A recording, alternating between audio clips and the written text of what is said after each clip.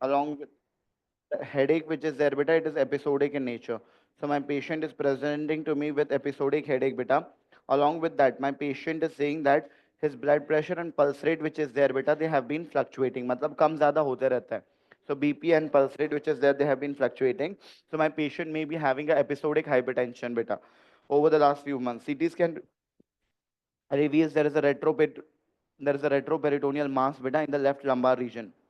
So in the left lumbar region of my patient, beta, there is going to be a retroperitoneal mass which is seen. Either it can be arising basically from the kidneys or from the adrenal glands, beta. Because in lumbar region we have kidneys or adrenal glands in the retroperitoneum. Clear? Urinary VMA levels were found to be elevated, beta. What is VMA? Vanillyl mandelic acid levels. Okay, which among the following statement will be true about this condition? What is your provisional diagnosis?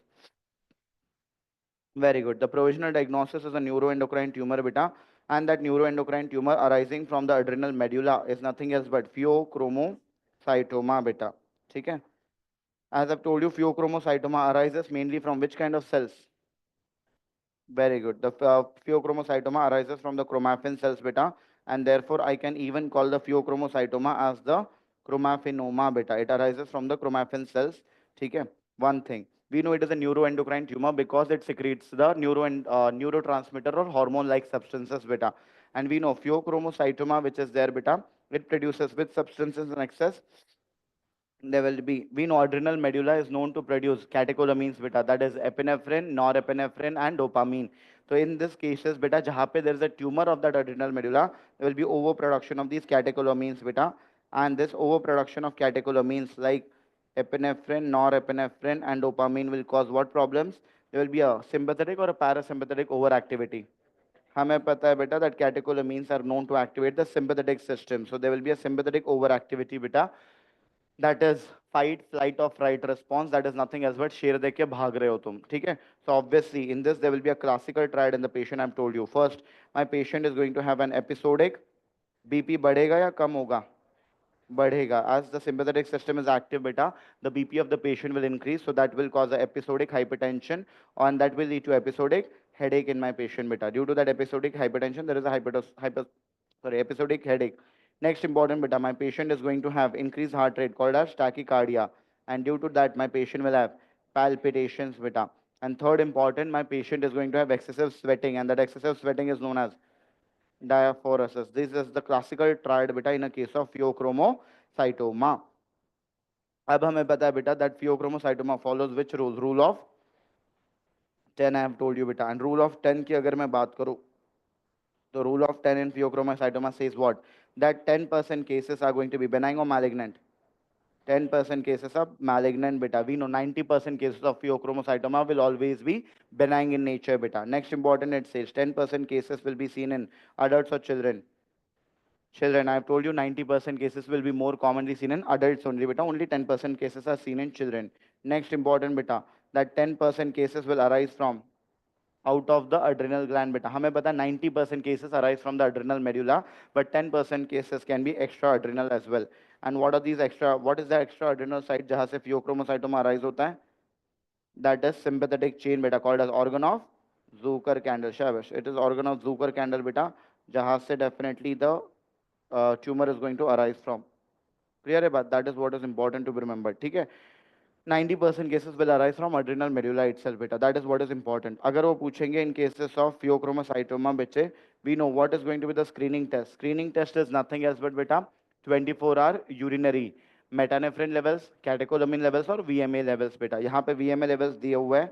They have said that the urinary VMA levels of the patient were elevated, बेटा. तो obviously we know that screening test की अगर मैं बात करूँ, it can be 24-hour urinary levels of, it can be 24-hour urinary levels of catecholamine, VMA, that is vanillyl mandelic acid, or metanephrines, beta, which are nothing else but metabolites of catecholamines itself. तो screening test एक से ज़्यादा हो सकती है, but investigation of choice would be only one, and that is very good. It is plasma fractionated metanephrines, beta. So हमें पता है that plasma fractionated metanephrines which is there, beta, it is actually going to be the investigation of choice in cases of pheochromocytoma, cytoma, and it confirms that if the plasma fractionated metanephrine levels are elevated, that confirms my patient is suffering from pheochromocytoma. But हमें पता है बेटा pheochromocytoma is a tumor, तो इसको देखने के लिए we have to go for a radiological investigation. To locate the tumor, radiological investigation of choices MRI beta. We know that definitely MRI has to be done beta for localization of the tumor. And on that you are able to see such kind of a tumor beta. That is what is important to be remembered. Next important, if they ask you beta MRI पे अगर नहीं दिख रहा है tumor, then definitely we have to go for what? So if it is a deep seated tumor beta, or if it is a very small tumor, तो अगर deep seated tumor है inside the adrenal gland or a very small tumor, then we have to go for something called as the MIBG scan beta. We call it as the MIBG scan. Now अगर वो बोलेंगे बेटा extra adrenal देखना है, extra adrenal tumour के लिए what is the investigation of choice? Very good, PET CT बेटा. हमें पता है PET basically is a whole body scan बेटा, that we have to remember, and therefore I should go for a PET scan बेटा, जिस पे I will be able to see a phaeochromocytoma which can be extra adrenal arising from the organ of Zuckerkandl as well. That is what is important. अब treatment के लिए मैंने क्या बोला था? Surgery is obviously the treatment of choice बेटा, but up to the treatment definitely we have to manage the patient symptoms बेटा. Hypertension manage करना है, तो therefore to manage the hypertension I have told you बेटा, please tell me preoperatively कौन सी drug दी जाती है? Very good. We have to give oral drug beta, and that oral antihypertensive which is given pre-operatively beta is nothing else but phenoxybenzamine, which is longer acting drug, so given for maintenance of management beta. ठीक है, फेनॉक्सीबेंजामीन is given. अगर वो बोलते हैं intraop मतलब during the surgery बेटा, if the patient is having hypertension बेटा, तो इंट्राऑप हाइपरटेंशन के लिए I have to give an IV drug called as IV phentolamine बेटा. I should give IV phentolamine. And अगर वो बोलते हैं बेटा during the surgery if I mishandle the tumour, तो मैंने क्या बोला था?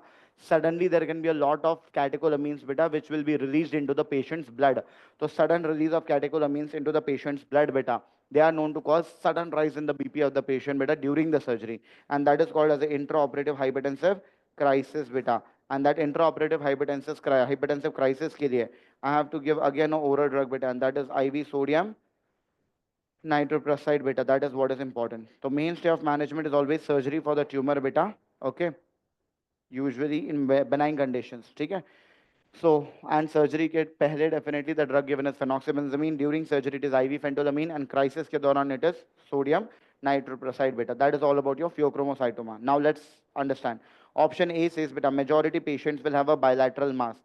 We know beta that again rule of 10 applies over there also beta. तो याद रखना definitely that majority cases which are there beta, they are going to be unilateral. Only how many cases are bilateral? Only 10% cases are bilateral beta. तो याद रखना definitely बच्चे, majority cases will have a bilateral mass. That is a wrong statement. Only 10% cases are bilateral. 85% cases will be malignant in nature. Only 10% cases are malignant in nature beta. 85 to 90% cases are benign in nature only. Mainstay of management is hypertensives, antihypertensives. No beta. Mainstay of management for a pheochromocytoma has to be a surgery, surgical resection. It is associated with MEN2A syndrome. Yes, we know what is MEN syndrome. Multiple endocrine neoplasia. I have told you here the patient will have multiple tumors beta arising from various endocrine glands beta. Okay? First was the MEN1 syndrome we discussed. MEN1 syndrome was also called as the Wermer syndrome beta. Which gene mutation? Menin gene mutation on chromosome number 1. कितने P's? तीन चौथा कहाँ से आ गया भाई? तीन P's definitely. The first P which was there beta, it was nothing else but parathyroid adenoma, which is the most common. Second P was pituitary adenoma, and third P was a pancreatic tumor beta, and that pancreatic tumor was nothing else but gastrinoma beta. That is important to be remembered. Clear? Next important, if I talk about beta, it was a MEN2A syndrome. MEN2A syndrome. MEN2 बोल लो या MEN2A syndrome बोल लो beta. That is nothing else but Sippel syndrome. Shabash. And Sippel syndrome में we know which gene mutation is seen. Red gene mutation is seen beta on chromosome number 10. And in इसमें क्या हुआ था? There were 1M and 2 P's beta. ठीक है, एक M जो था it was a medullary thyroid cancer. Very good. And 2 P's में से पहला P was the same, parathyroid adenoma, and second P was pheochromocytoma. So it is associated with MEN2A beta. याद रखना है बात. MEN2B syndrome, if I talk about beta, it is Gorlin syndrome. So MEN2B or MEN3 is also known as Gorlin syndrome. Same gene mutation beta, that is the red gene mutation on chromosome number 10. कितने M? 3M beta and only 1 P. P is same, that is pheochromocytoma. M's में first M is medullary thyroid cancer, second M is marfanoid habitus, and third is mucosal neuromas beta. Clear है बात? That is what is important. तो याद रखना It is associated with men 2A syndrome. This was the recent NEET PG 2024 question itself. Question number 19 now. Again a PYQ of NEET itself. ठीक है, woman noticed the neck swelling beta which started growing 2 months ago बच्चे, but he has no other complaint. Sorry, she has no other complaint. ठीक है, on palpation a solitary thyroid nodule is suspected beta. What shall be the most appropriate next step in the patient beta? तो solitary thyroid nodule मतलब क्या? There is a single thyroid nodule beta which is palpated inside the thyroid gland. Solitary means single hota hai, we know. So we know beta that any patient who comes to us with a thyroid gland enlargement, usko kya bolenge? Any patient who comes to us with thyroid gland enlargement is known as goiter, or any patient who comes to us with a solitary thyroid nodule. I have always told you beta, the first line investigation will always be a TFT beta. What is TFT? Thyroid function test definitely. तो यहाँ पे next step पूछा है बेटा. So the first step has to be a thyroid function test. And thyroid function test में I have told you what is more important, TSH or T3 T4. The serum TSH is most important beta to be analyzed first. So serum TSH you have to do beta. It is a part of the TFT or thyroid function test itself. I have told you the first line radiological investigation which is done beta, it is known as ultrasound neck beta. The first line radiological investigation अगर वो पूछते तो my answer would have been ultrasound neck. But हमें पता है पहले we go for a TFT or a thyroid function test, and secondly we go for a ultrasound neck beta. Clear है बात? That is what is important. उसके बाद I may go for a I may go for a radioisotope iodine scan beta, that has to be remembered. ठीक है, the FNSC is only done in those cases beta where I am suspecting a malignancy or a cancer beta. Clear है बात? That is what is important. This is the flowchart that you have to remember. First, whenever a patient of thyroid nodule comes to you, definitely beta, तो याद रखना, any patient coming to you with complaints of thyroid nodule, the first investigation that I do is always a serum TSH. After checking the serum TSH, if my patient's TSH levels are either normal or they are elevated beta, in those conditions, the next step has to be nothing else but a ultrasound beta. Why I have to do ultrasound? To check whether my patient needs a FNSC or not. Clear? तो मुझे देखना है definitely whether it is a cystic lump or a solid lump. और मैंने बोला है investigation of choice to differentiate between cystic and solid lump is always a ultrasound beta. वो तुम्हें बताएगा whether there is fluid collection or there is a tissue mass beta which is causing that neck swelling. So ultrasound is done to check need of FNSC beta.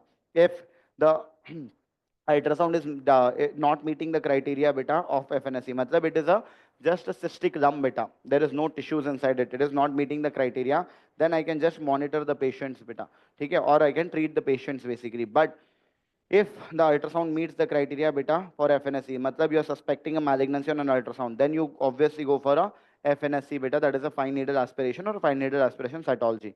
Next, if I say बच्चे that if my patient is having low TSH levels beta, हमें पता है अगर low TSH levels है, that means there is definitely okay. So low TSH levels है beta, so the next step has to be a radioisotope scan and a ultrasound beta. Both we have to do. We have to do an ultrasound also and a radioisotope scan also. Why? Because radioisotope scan will tell us beta definitely my patient will have a cold nodule or a hot nodule. I have told you which one has a more risk of cancer beta.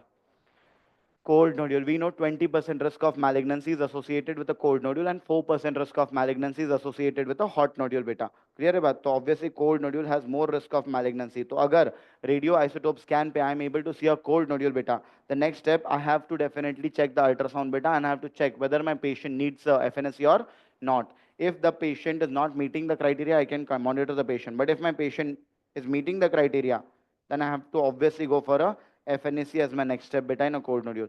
Hot nodule अगर है तो we know in hot nodule beta the chances of malignancy are very less. So here definitely I can manage the condition just by radioactive iodine ablation. मतलब a radioactive iodine therapy which can be do beta. Definitely radioactive iodine therapy में which is the iodine that we use, iodine 131 beta, because you are using it for treatment or ablation beta. Half life is 8 days, and which rays will be emitted? Beta rays beta. Shabash. Beta rays will be emitted because they have less penetrating power. That has to be remembered beta. ठीक है? उसके अलावा definitely if the patient does not want to undergo radioactive iodine ablation, or the female, we know radioactive iodine ablation is contraindicated in conditions like pregnancy, lactation and children beta. So in those conditions beta we can manage the patient either with the help of medication or a surgery beta. Clear है बात? Chalo. So that is what is important. This is the flowchart that you have to remember to approach a case of thyroid nodule that comes to you. Clear? That is important. So this is a repeated question in the FMG and the NEET PG examination. First line investigation, any case of goiter, any case of nodule is always a TFT or a thyroid function test or serum TSH. Followed by that, we go for ultrasound or a radioisotope iodine scan. Followed by that, we go decide for a FNS. Clear hai baat? Chalo. So that is what is important, beta. If they ask you question number 20, it states, beta, we have a patient who presents to us with a recurrent swelling, beta, in his lower lip for the last 4 months, beta. So for the last 4 months, my patient is having a swelling over the lower lip. There is a past history of similar lesion, beta, matlab recurrence ho raha hai. Okay, so there is a past history of similar lesion which was drained. What is the most appropriate diagnosis? Yaad rakhna, past similar lesion which was there, beta, it was drained. We know this condition should not be drained at all. Okay? What is the most appropriate diagnosis and treatment option in the patient? I've told you, if a patient is having definitely beta a swelling, okay, which contains some fluid inside it, it is always called as a cyst beta. Clear? So this is a case of some cyst, and I've told you, any cyst that happens on the lip of the patient beta is going to be a case of what? So we know beta that if there is any swelling on definitely beta the lower lip of the patient or upper lip of the patient, it has to be option D, mucus retention cyst beta. And mucus retention cyst ke liye the treatment is nothing else but surgical excision of the cyst has to be done. Reason, if you try to do a drainage, again there will be a chance of recurrence beta. So better go for a surgical excision of that cyst. Okay? Ranula and marsupialization, we know ranula is not a swelling on the lip, it is a swelling basically in the floor of mouth beta. Clear hai baat? Sebaceous cyst which is there, it is only a swelling which happens from the sebaceous gland. So it is only seen beta wherever we have hair follicles, because sebaceous glands always open along with hair follicles. Most common site for sebaceous cyst, scalp and scrotum. Very good. That is important. Mucocele and aspiration, beta. Mucocele is not seen over here definitely, beta.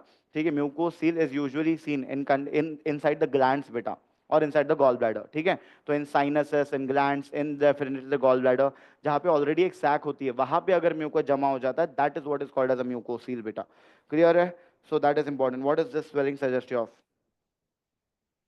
Very good. Here you are able to see hair beta. So it is a site of hair follicles. And definitely, which kind of discharge is coming out? There is a white paste-like discharge. And I have told you, beta, sebaceous cyst में क्या हो जाता है? There is blockage of the hair follicular duct. So therefore, there is retention of the sebaceous secretions, beta, which can lead to formation of the sebaceous cyst, basically. Clear? We know it is very commonly seen either in the scalp and scrotum. And sebaceous cyst is never seen in. Very good. Palms and soles, beta, because we know we don't have any kind of sebaceous glands, beta, in the palms and soles of the patient. That has to be kept in mind. Next important here, when I press the sebaceous cyst, beta, what you're able to see, there is a white paste-like discharge. And we know, beta, that why this white paste-like discharge is seen? Because there is an opening on the sebaceous cyst, and that opening is classically called as punctum. Very good. So there is a punctum on the sebaceous cyst. That is the differential beta. If I'm able to see a punctum with a white paste-like discharge, that has to be a sebaceous cyst. Agar patient is having a cyst over here, beta, but that is not having any punctum, that is not having any white paste-like discharge, it is only a fluctuant swelling like a sebaceous cyst, then it is a case of dermoid cyst. Very good. Then it is a case of dermoid cyst. And treatment हमें पता है whether it is a sebaceous cyst or a dermoid cyst. Treatment is always surgical excision. That means I don't only have to drain the cyst, beta. Rather, I have to remove the whole sebaceous gland itself, beta, which is having the cyst. Clear है बात? So no chance of recurrence will be seen. What is this? So this is basically a ranula, beta, we know. So ranula is nothing else but a mucus extravasation cyst, beta, arising from which salivary gland? Sublingual salivary gland. We know sublingual salivary gland opens in the floor of mouth. So if the sublingual duct gets blocked, beta, the sublingual gland is not able to drain the secretions, beta.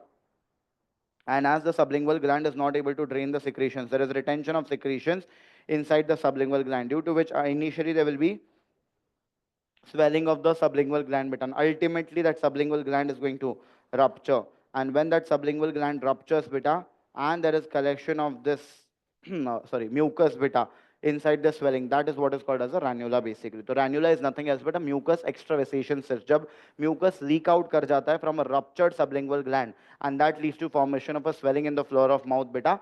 That is what is called as a classical ranula, beta. No issues with this, anybody? So we know that ranula, it is present in the floor of mouth and it can cause discomfort in the mouth along with problems in swallowing and speech called as dysphagia and dysarthria respectively, beta. So important is definitely in this condition of ranula, beta. Please tell me, in this condition, which test will be positive? Very good. So we know beta as it contains fluid inside it. When I flash a torchlight, the whole swelling glows with light called as trans elimination test. And we know it is a brilliantly transelimination positive swelling beta. Four swellings in the body which are positive on transelimination brilliantly beta. First in the floor of mouth is ranula. Second in the posterior triangle of neck is cystic hygroma. Third in the lower back of a neonate is meningocele. And fourth in the scrotum of the patient is hydrocele. Very good. Shabash. That is important beta. If they ask you in cases of ranula beta, I have told you what is the best treatment for a ranula. You can go for marsupialization, but marsupialization is only done if the patient is coming to you with a very first episode of ranula or if it is very large in size. But best treatment agar pucha jaye with least chance of recurrence, answer is always surgical excision beta. So surgical excision is always the best treatment which is surgical excision of only the cyst or even the gland gland also. So surgical excision of the ranula that is cyst along with the sublingual gland beta. Pura remove kar doge, so there is no chance of recurrence itself beta. That is what is the treatment of choice that you have to keep in mind. Clear about? So that is what is important. Least chance of recurrence will be there in a ranula. If I do a floor of mouth surgery beta in cases of ranula excision surgery, which is the most common nerve injured? Very good. It is the lingual nerve which is the most common nerve injured and which is the most common structure injured overall. Submandibular duct beta. So submandibular duct is the most common structure injured overall. That is what is important about your ranula. Important question. I've told you swellings and ulcers are always a question in your examination. Done with this. Question number 21, if I talk about beta. Okay, if I talk about this question, it states we have a 76-year-old elderly female patient beta who was brought to the emergency room with confusion and disorientation beta. Okay, she's a known hypertensive beta and currently taking aspirin after myocardial infarction. Please remember, any patient who is taking aspirin like antiplatelet drug or an anticoagulant drug will have more chances of bleeding or hemorrhage beta. Her family gives history of what? There is a history of fall from chair. How many weeks ago? 3 weeks ago beta, that has to be remembered. So history of fall 3 weeks ago is seen definitely. Okay, what is the most probable diagnosis of the patient? So now important is beta itna to clear hai that the patient is elderly, had a history of fall beta 3 weeks ago. हमें पता है this is a trivial trauma or a significant trauma.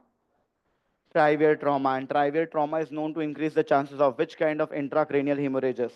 Very good. SDS, that is subdural hemorrhages beta. That is important. हमें पता है subdural hemorrhage is more common in two patients. One, the patient who is an elderly, and second, boxers बेटा and यहाँ पे दो classical symptom एक तो जो सरकारी होता है that I have not given intentionally okay that is history of fall in bathroom ठीक है पेशेंट पैर फिसल के बाथरूम में गिर गया या second history of fall from chair बेटा very classical this is a recent NEET PG again ठीक है so that is important and यहाँ पे क्या दिख रहा है definitely I am able to see on NCCT scan बेटा हमें पता है what is the investigation of choice in case of intracranial haemorrhages NCCT. Any patient of head trauma comes to you, beta. Investigation of choice is always a NCCT head. That is a non-contrast CT scan of head, beta.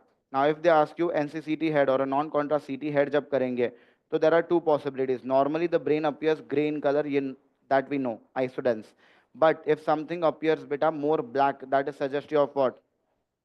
Hypodensity, beta. And if something appears more white, beta, that is suggestive of what? Hyperdensity.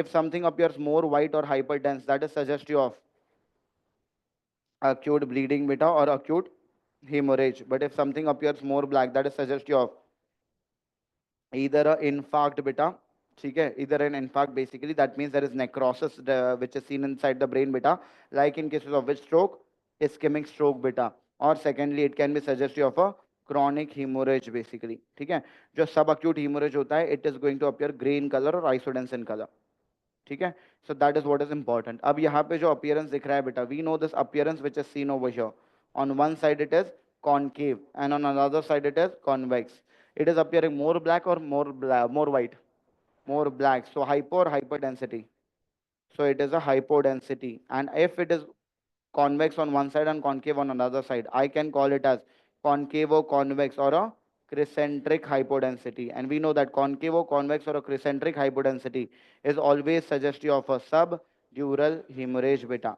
तो crescentic hypodensity और crescentic hyperdensity are always suggestive of subdural haemorrhage बेटा, ठीक है। तो it is a diagnosis of SDH itself बेटा, but chronic और acute, chronic SDH. Why? Because here there is a hypodensity that is seen. Agar whitish appearance दिखता, then I would have said it is a case of acute SDH beta. That has to be remembered. अब याद रखना, chronic SDH मतलब the patient will present to you after how many weeks? After 4 weeks beta, after a month basically. तो याद रखना, if my patient presents to me within 1 week beta, that is acute hemorrhage.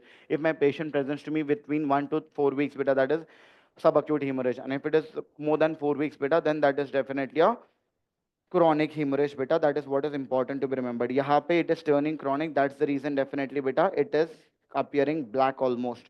तो अब options जो दिए बेटा, इसमें option A से subdural empyema बेटा. Empyema is what? Collection of pus. We know बेटा collection of pus अगर होता तो obviously my patient would have given me history of what? Some kind of infection. My patient would have said my patient is a known case of unsafe CSOM beta, and from that unsafe CSOM now there is a spread of infection to the cranial cavity leading to a subdural empyema beta. Clear है बात? And इसमें definitely my patient would given me the patient would have given me signs like fever, headache, all of that. ठीक है? कोई दिख रहा है क्या sign? नहीं. So that is what is important. Next is ischemic stroke beta. अगर ये ischemic stroke होता definitely my patient would have had what? Stroke क्या होता है? We know. If even if a blood vessel that is supplying the brain that gets blocked, or if a blood vessel that is supplying the brain that gets ruptured, due to that beta the blood supply to specific part of the brain is going to decrease, and therefore that part will undergo necrosis beta. Clear? But that part will undergo necrosis, and due to that definitely beta my patient will have loss of the functions which are controlled by that specific part of the brain. That is what is stroke. Clear? So ischemic stroke matlab the blood vessel will get blocked, and that will cause decreased blood supply beta, leading to definitely a sorry, leading to definitely beta a blackish appearance or hypodensity. But important is beta that hypodensity will be seen within brain, not in the meninges. ठीक है, तो वो concave वो convex या क्रिसेंट्रिक हाइपोडेंसिटी नहीं दिखेगी मुझे. I will be able to see some blackish appearance inside the brain tissue और inside the brain parenchyma. First thing. Second, my patient definitely should have some FND. What is FND? Focal neurological deficit. That is loss of functions that are controlled by the brain. My patient is not able to speak. My patient is not able to walk. Right? Or something like hemiplegia. ऐसा कोई दिखा है क्या इसमें? Paralysis of half of the body. नहीं तो कैसे मान लिया कि it is a case of stroke. Next is extradural hemorrhage. Extradural hemorrhage mein there is no concave or convex or crescentric hypodensity beta. There can be a biconvex, that is lenticular hyper or hypodensity beta. So that is ruled out. Answer has to be nothing else but option C, a chronic hematoma beta. Answer has to be option C, chronic hematoma. Clear hai baat? So that is what is important. यहाँ पे if I talk about beta, these are the various types of intracranial hemorrhages. We know in subdural hemorrhage there is a half moon shape beta, as you can see, or a crescentric hyperdensity. Clear? ये white दिख रहा है ना ज़्यादा. So as it is appearing more white, so we know it is hyperdensity. So it is a concavo-convex or a crescent-shaped hyperdensity which is seen, which is suggestive of a acute subdural hematoma beta. Apart from that, definitely here we know there is collection of bleeding between the dura mater and the arachnoid mater. And here, which vessels are the most common ones to rupture? It is the cortical bridging emissary veins beta. और हमें पता है that this condition which is there, it is more commonly seen in elderly and boxers beta, also seen in alcoholic patients because they can fall down again and again. So that is the reason definitely beta it will be seen. We know that all the other intracranial hemorrhages are arterial in nature. Only venous one is subdural hemorrhage beta. Clear है बात? Subdural hemorrhage में अगर patient आता है तुम्हारे पास बेटा, if the patient is asymptomatic, treatment is just observation beta. ठीक है, तो treatment would be just observation definitely that we will do beta. Apart from that, my patient is having symptoms of raised ICP, then I should give IV mannitol. But important thing is mannitol should never be given if my patient is having a active bleeding beta. That is what is important to be remembered. Otherwise, there will be a risk of brain herniation beta. Next important, if I talk about, is the epidural hematoma or extradural hematoma. Better to call it as an extradural rather than epidural beta.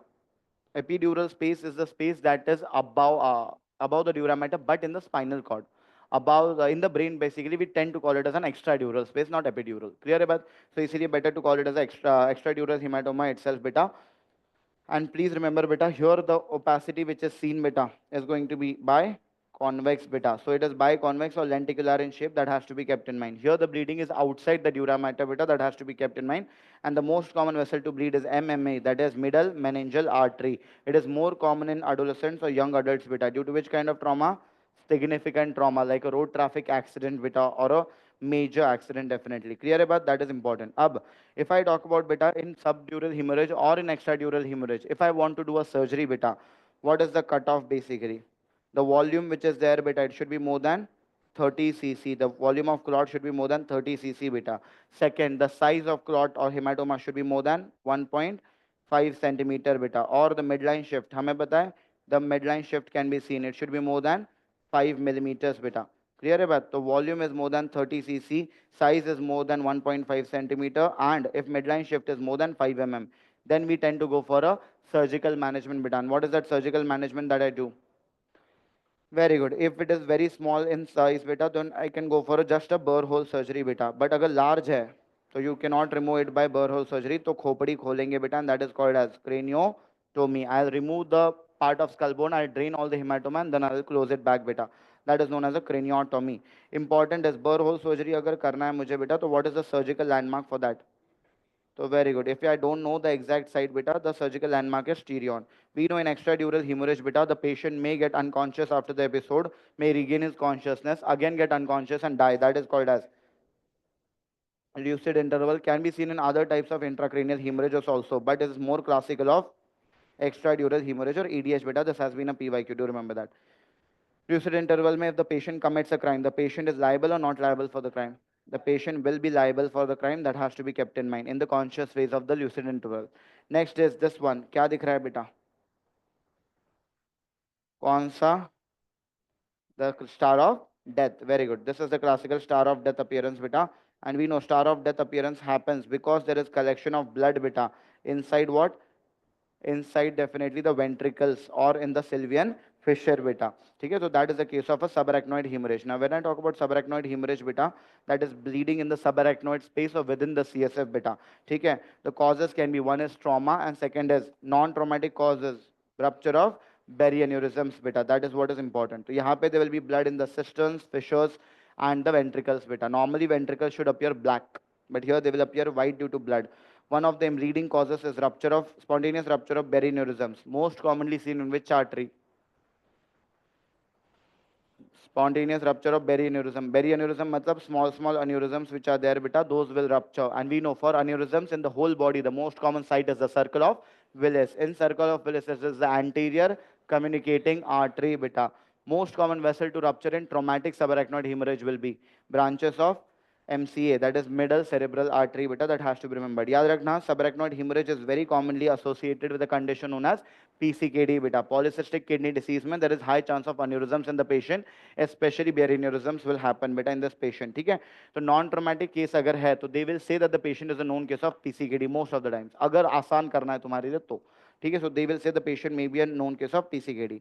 We know in cases of subarachnoid hemorrhage beta, in this condition, the two features are, first, my patient will have a severe excruciating headache called as thunderclap headache, and due to irritation of meninges, my patient will have neck stiffness called as nuchal rigidity beta. Okay? What is not present in this features? Fever. अगर fever होता तो we would have diagnosed it as a case of meningitis. शाबाश, that is important. अगर वो बोलेंगे बेटा treatment, तो treatment we know it is traumatic subarachnoid hemorrhage अगर होगा बेटा, तो traumatic subarachnoid hemorrhage में क्या करोगे? We only go for conservative management, and conservative management with the drug of choice is IV nimodipine. We know it is a calcium channel blocker known as IV nimodipine. अगर वो non-traumatic case है, that means if it is due to a case of if it is a non-traumatic subarachnoid hemorrhage, that means due to rupture of what? Berry aneurysms beta. So what is the next step? Previous year NEET PG I have told you. Non-traumatic case hai beta. So we know we have to decide whether we have to go for medical or surgical management. इसलिए the first step in this condition has to be what? Angiogram. Very good. And after doing an angiogram beta, I will see how many aneurysms are there, कहाँ पे है, कितना site है, what is the site of rupture, everything. And after analyzing that, then I'll decide whether I have to go for a surgical management or a conservative management. Conservative management will be the same beta, that is IV nimodipine. But अगर surgical management करना है, तो definitely I have to go for what? Then I have to go for definitely aneurysmal coils और clips बेटा। तो अगर surgery करनी है तो I have to definitely apply surgical clips or endovascular coils. Endovascular coils are applied by interventional radiologist, and clips are applied by a surgeon beta. Clear about that is what is important to be remembered. Now important, the last one is the intracerebral hemorrhage beta. Intracerebral hemorrhage की अगर मैं बात करूँ definitely in this patient beta, that is there is bleeding inside the cerebrum or there is bleeding inside the brain parenchyma beta. So if there is bleeding in the brain parenchyma, that is what is the case of intracerebral hemorrhage.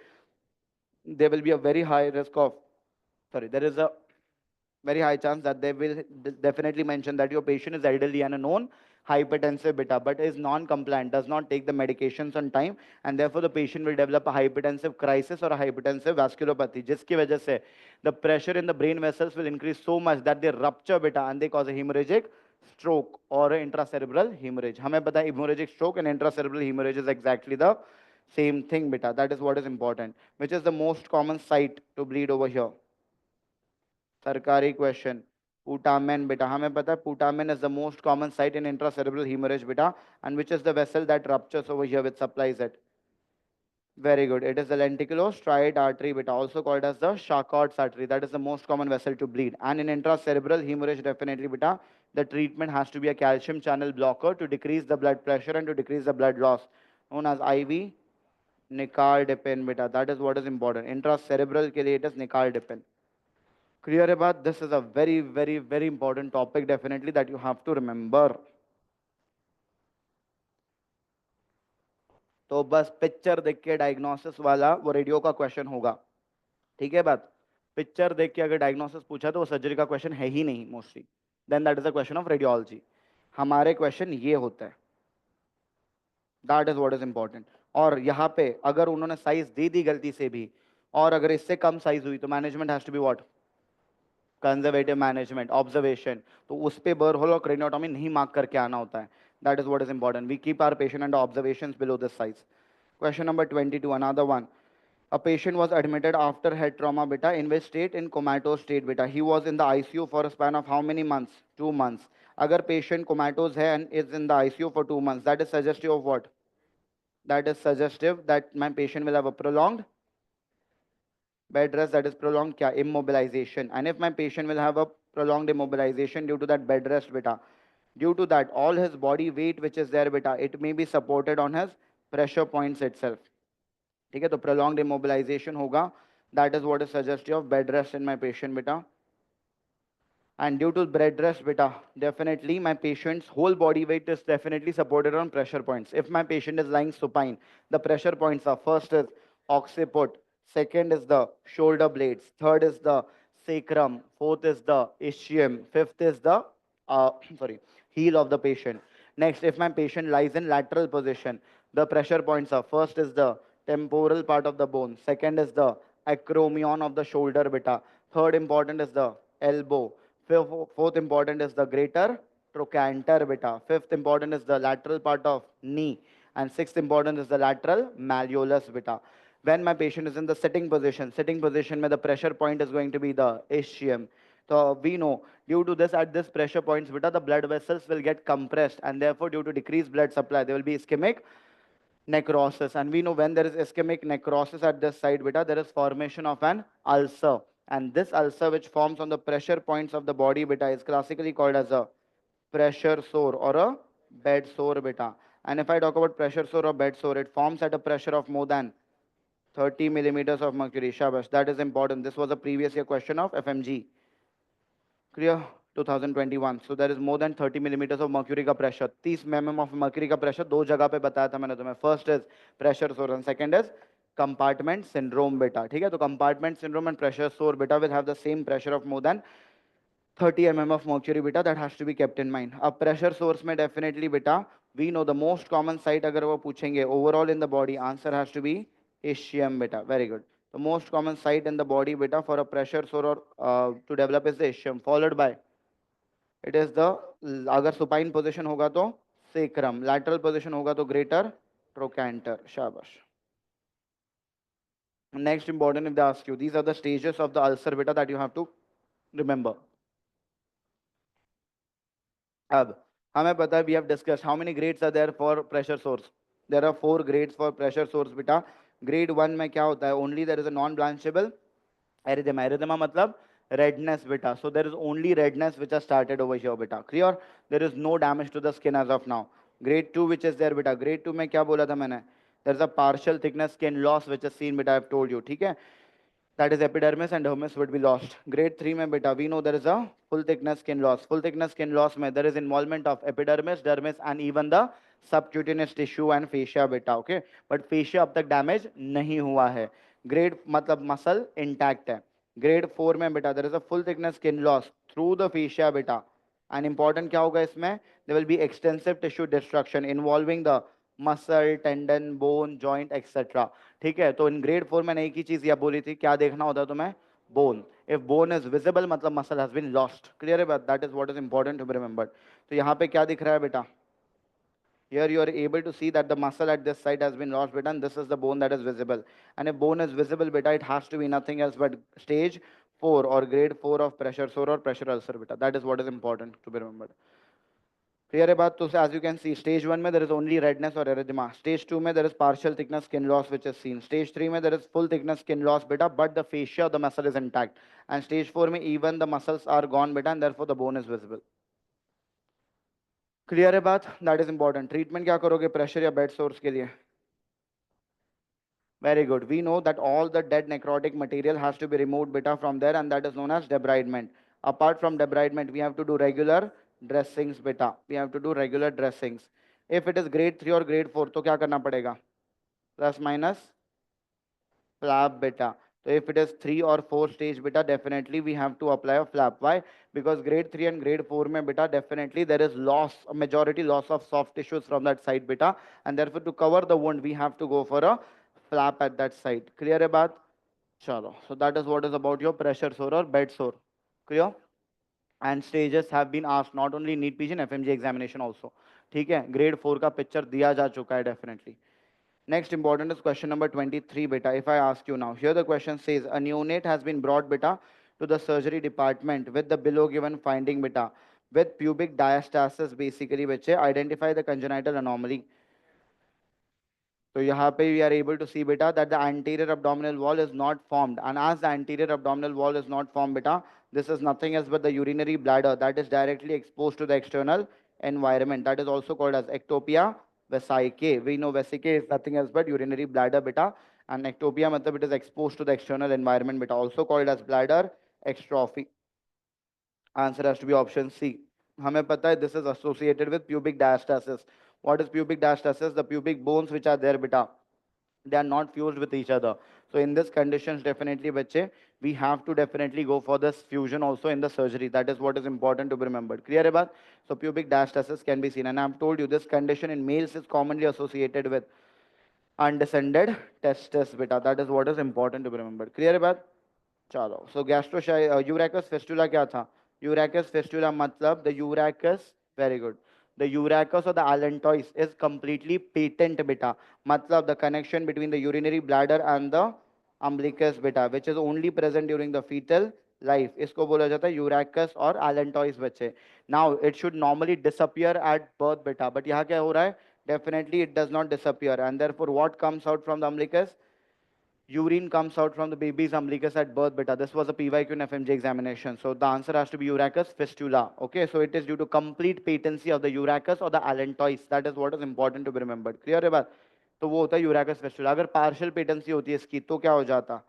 That means some part has undergone fibrosis and some part is still left beta. It forms a, very good, outpouching from the bladder beta called as bladder diverticula. We know congenital and acquired दोनों होते हैं. तो this is a case of a congenital bladder diverticula. Clear? Same funda is also applied beta for vitalointestinal duct. हमें पता है midgut also has a connection beta with the umbilicus during the fetal life, and that connection is known as the vitalointestinal duct beta. Now this vitalointestinal duct is also known as omphallomesenteric duct, and this duct should undergo obliteration or it should disappear beta at birth. But if this duct does not disappear, तो क्या होगा? If it is completely open, beta, the meconium of the baby or the stools of the baby will come out from the baby's umbilicus. And if stools or meconium are coming out from the baby's umbilicus, iska matlab the vitellointestinal duct is completely patent, causing which fistula?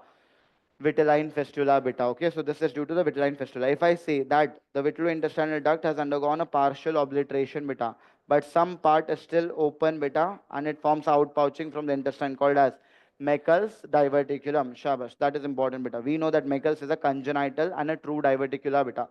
That is due to partial patency of the vitellointestinal duct. That is what is important to be remembered. No issues with this.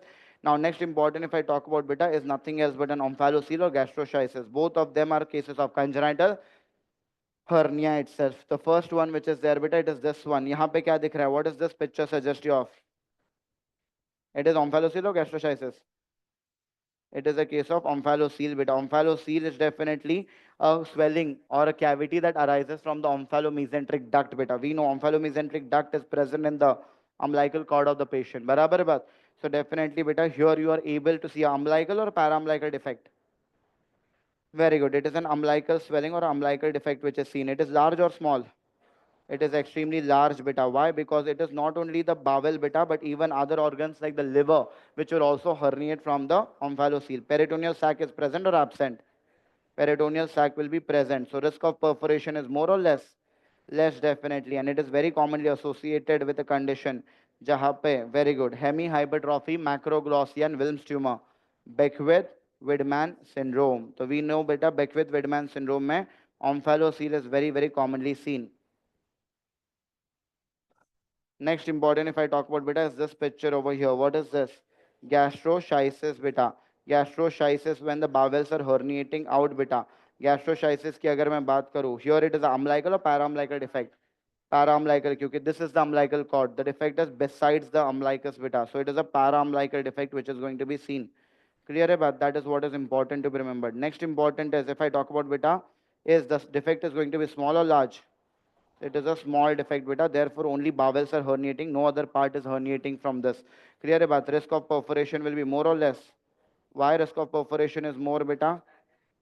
Why? Because there is no peritoneal sac or no peritoneal covering itself beta. That's the reason there will be high risk of perforation. And this is not associated with any kind of syndrome as such. Clear about that is what is important. Important question of pediatrics and surgery as well. Question number 24, easy again. A male neonate was brought to you, beta, with a poor stream definitely, and the child and complains that the child cries beta while micturating. मतलब जब बच्चा पेशाब करता है बेटा तब दर्द होता है बच्चे को, इसीलिए बच्चा रोता होगा. Right? The child cries while micturating. Mother gives history of what? Fever. Okay, and urine analysis reveals what? There are pus cells. So, agar fever and pus cells hai, that means the child is having a UTI, that is urinary tract infection. Poor stream associated with the UTI is suggestive of what? Definitely. So, agar मैं बोल रहा हूँ, the child is having a poor stream of urine beta. So, if there is poor stream of urine beta, please tell me, will the child be able to empty the bladder properly? No. So, due to that, there will be urine retention. And agar urine retention hai beta, due to that, there will be stasis of urine, which will increase the risk of infection or UTIs. There will be increased risk of urinary tract infections in the baby, जिसकी वजह से the child is having pus cell or fever like features beta. ठीक है, UTI की वजह से there are fever and pus cells. Now, ultrasound KUB or kidney ureter bladder beta performed. It shows patient is having hydroureter and retention of urine in the bladder. They have confirmed that the baby is having hydroureter beta or there is retention of urine in the bladder itself. What is the next step in management? What is the provisional diagnosis? What do you think? Provisional diagnosis of the patient. History में क्या दिया? कौन सा child है बेटा? जरा पढ़ना. Sex. अरे सेक्स पढ़ना बोल रहा हूँ मैं तो. हाँ. हाँ, तुम खाना खाने गए थे, नशे करने गए थे तुम लोग हैं? तो male neonate. If I talk about provisional diagnosis, बताओ क्या होगा?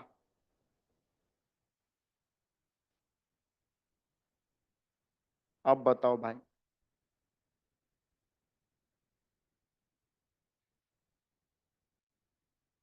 तो क्या? Posterior urethral valve. ठीक है, मेल नियोनेट है ना, I have told you the most common obstructive anomaly of the male urethra is nothing else but PUV और a posterior urethral valve.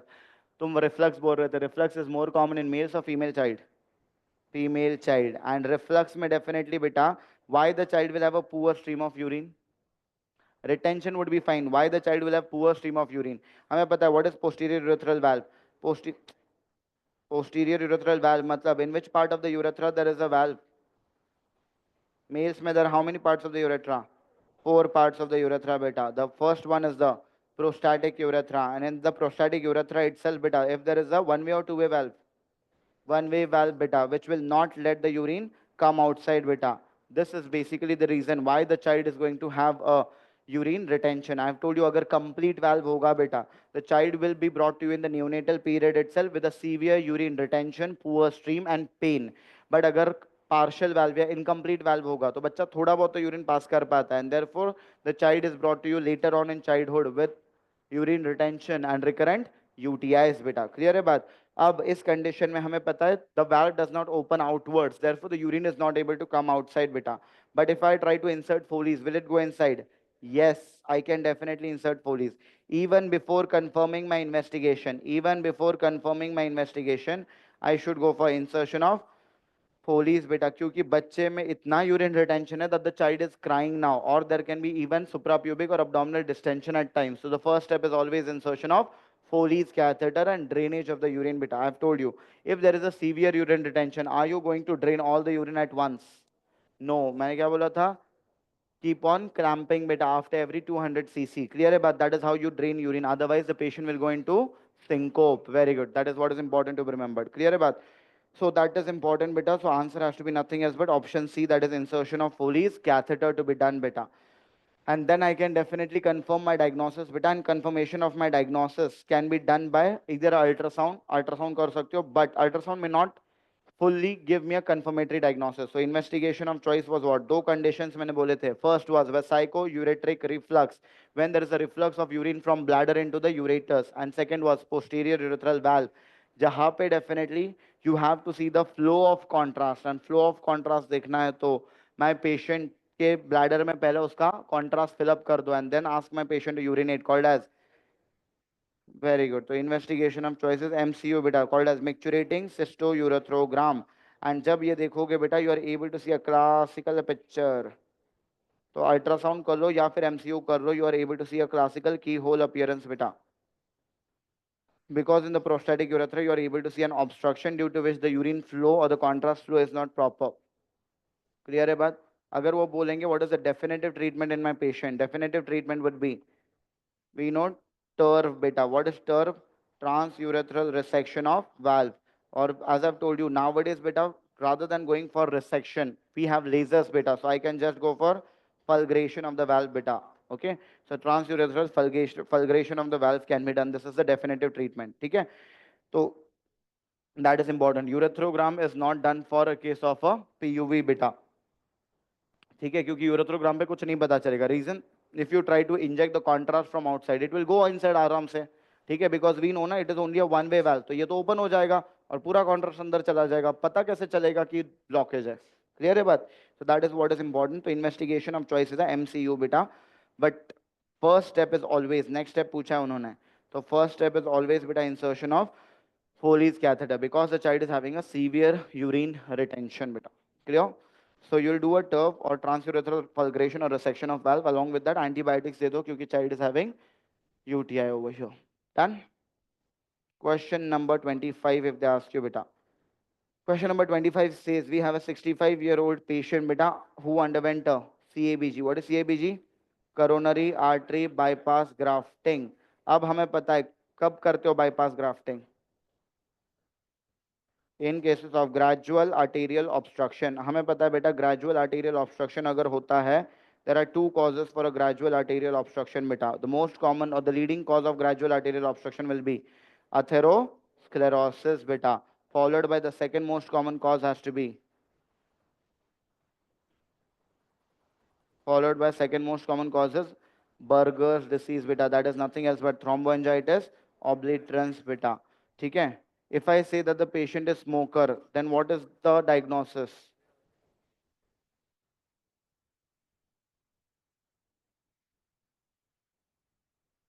Shabash, that is what is important. So smoking is also important risk factor for atherosclerosis. तो smoker मतलब burgers ये misconception निकाल देना दिमाग से. Clear है? But smoking is a common risk factor for both. Previous year question था FMG का 57-year-old patient coming to you with necrosis in the toe of great toe and the second toe बेटा, and they asked you diagnosis. Burgers mark करके मुंह उठा के क्यों smoking लिखा था इसलिए 57 वाले में burgers होता ही नहीं है.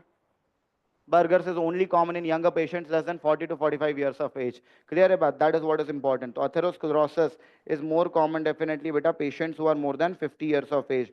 And burgers is more common in patients who are usually less than 40 to 45 years of age. याद रखना, smoking cannot be a differential at all. Another differential apart from age is caliber of the vessels. The atherosclerosis will involve larger vessels of the body and therefore the blockage will be proximal to distal. Burgers usually involves small, medium to small vessels of the body and therefore the blockage will be distal to proximal. That is what is important. Clear है बात? अब हमें पता है that in a case of atherosclerosis or Buerger's disease, the first feature is as the arteries start getting blocked, beta, therefore my patient will have decreased blood supply bache, to the muscles. So when my patient is at rest, there is no pain. But as my patient starts walking, there is a cramping pain in the muscles called as which kind of claudication? Intermittent claudication. Next important, there will be decreased blood supply to the nerves, causing a continuous pain called as rest pain. Then there will be definitely with a coldness, numbness, paresthesias, color changes in the skin, along with color changes in the skin only, along with ulcers. That is a case of pre-gangrene. And then when there is complete necrosis, that is the stage of gangrene basically. Important is if I talk about beta in this patient, if they ask you in cases of atherosclerosis, beta, what is the most common vessel involved? In atherosclerosis, what is the most common vessel involved?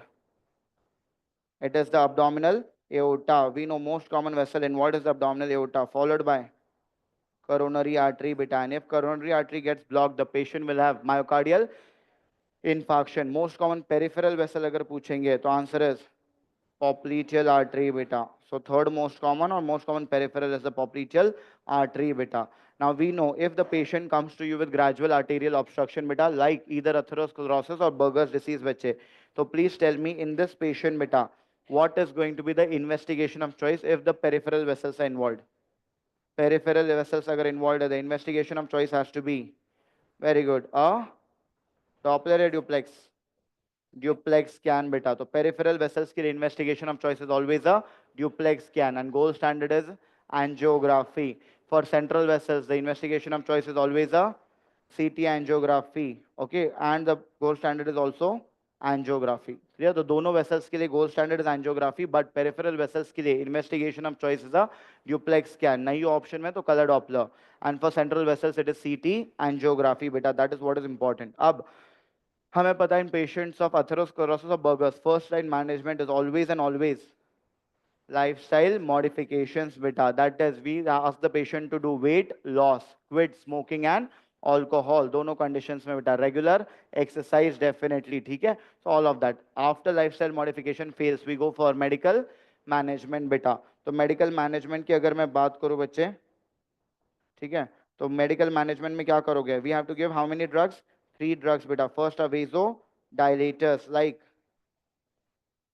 first is phosphodiesterase inhibitors like cilostazol or pentoxyphylline. Second is antiplatelet drugs like aspirin or clopidogrel. And third is statins. Okay? If that fails, then if it is a case of Buerger's beta, I can go for, sorry, if it is a case of atherosclerosis beta, I can go for next step, that is PTA. What is PTA?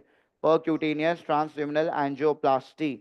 And if that fails beta, I can go for bypass grafting beta. Clear है, but that is what is important. Angioplasty क्या होता है?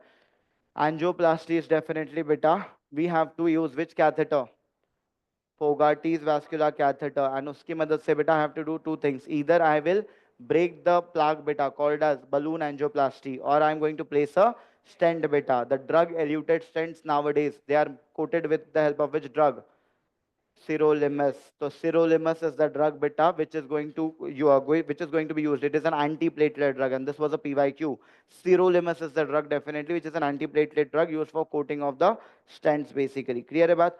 अगर वो fail होता है then we go for bypass grafting. Okay, please tell me in Buerger's after medical management fails बेटा, तो can you go for bypass grafting और can you go for angioplasty? No. तो अगर बर्गर्स डिसीज है, the only option that I have after this is lumbar sympathectomy. Why a angioplasty cannot be done?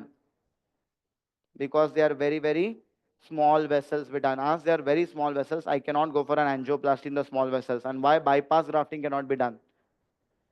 Bypass अगर लगाना है बेटा, तो we know definitely we need to have basically a proximal end and a distal end. But burgers में definitely बेटा the blockage which is there बेटा, क्या हुआ? So please remember beta, if I talk about a blockage, please remember there should be a proximal and a distal end of the vessels beta. हमें पता है burgers में obstruction कैसे start होता है? Distal end से ही. So do you have a distal end to connect the graft? No. So bypass grafting is never possible in Buerger's disease. That is what is important.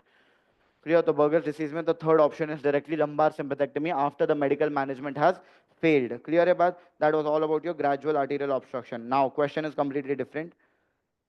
So coming back to the question, CABG हुआ है मेरा patient का बेटा, and my patient's graft has been taken from which vein बेटा? Great saphenous vein. हमें पता है what is the best autologous graft that we take. Autologous की बात, autologous मतलब the graft that is taken from your own body बेटा. Clear? So best autologous graft will be, very good, internal mammary arteries beta, that is Lima or Rima. So Lima or Rima are the best autologous graft beta. That is the left or the right internal mammary artery. Why? Because they have the least chances of atherosclerosis. इससे भी कम chances of atherosclerosis is seen in the circle of Willis. But उसको graft use करेंगे क्या अपन? नहीं. Therefore the second best are Lima or Rima beta. And अगर पूछेंगे most commonly used autologous graft कौन सा है, तो most commonly used autologous graft is definitely the GSV, that is great saphenous vein or the long saphenous vein. Reason P, very good. It is going to be easy beta to raise a great saphenous venous graft. That is what is important. But arterial grafts are always superior to a venous graft beta due to their longer patency.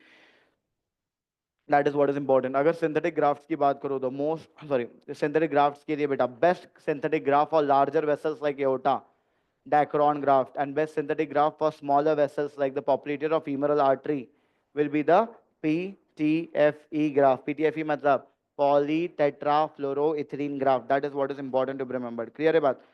तो यहाँ पे patient का CABG हुआ था बेटा coronary artery bypass grafting for which GSV has been raised beta.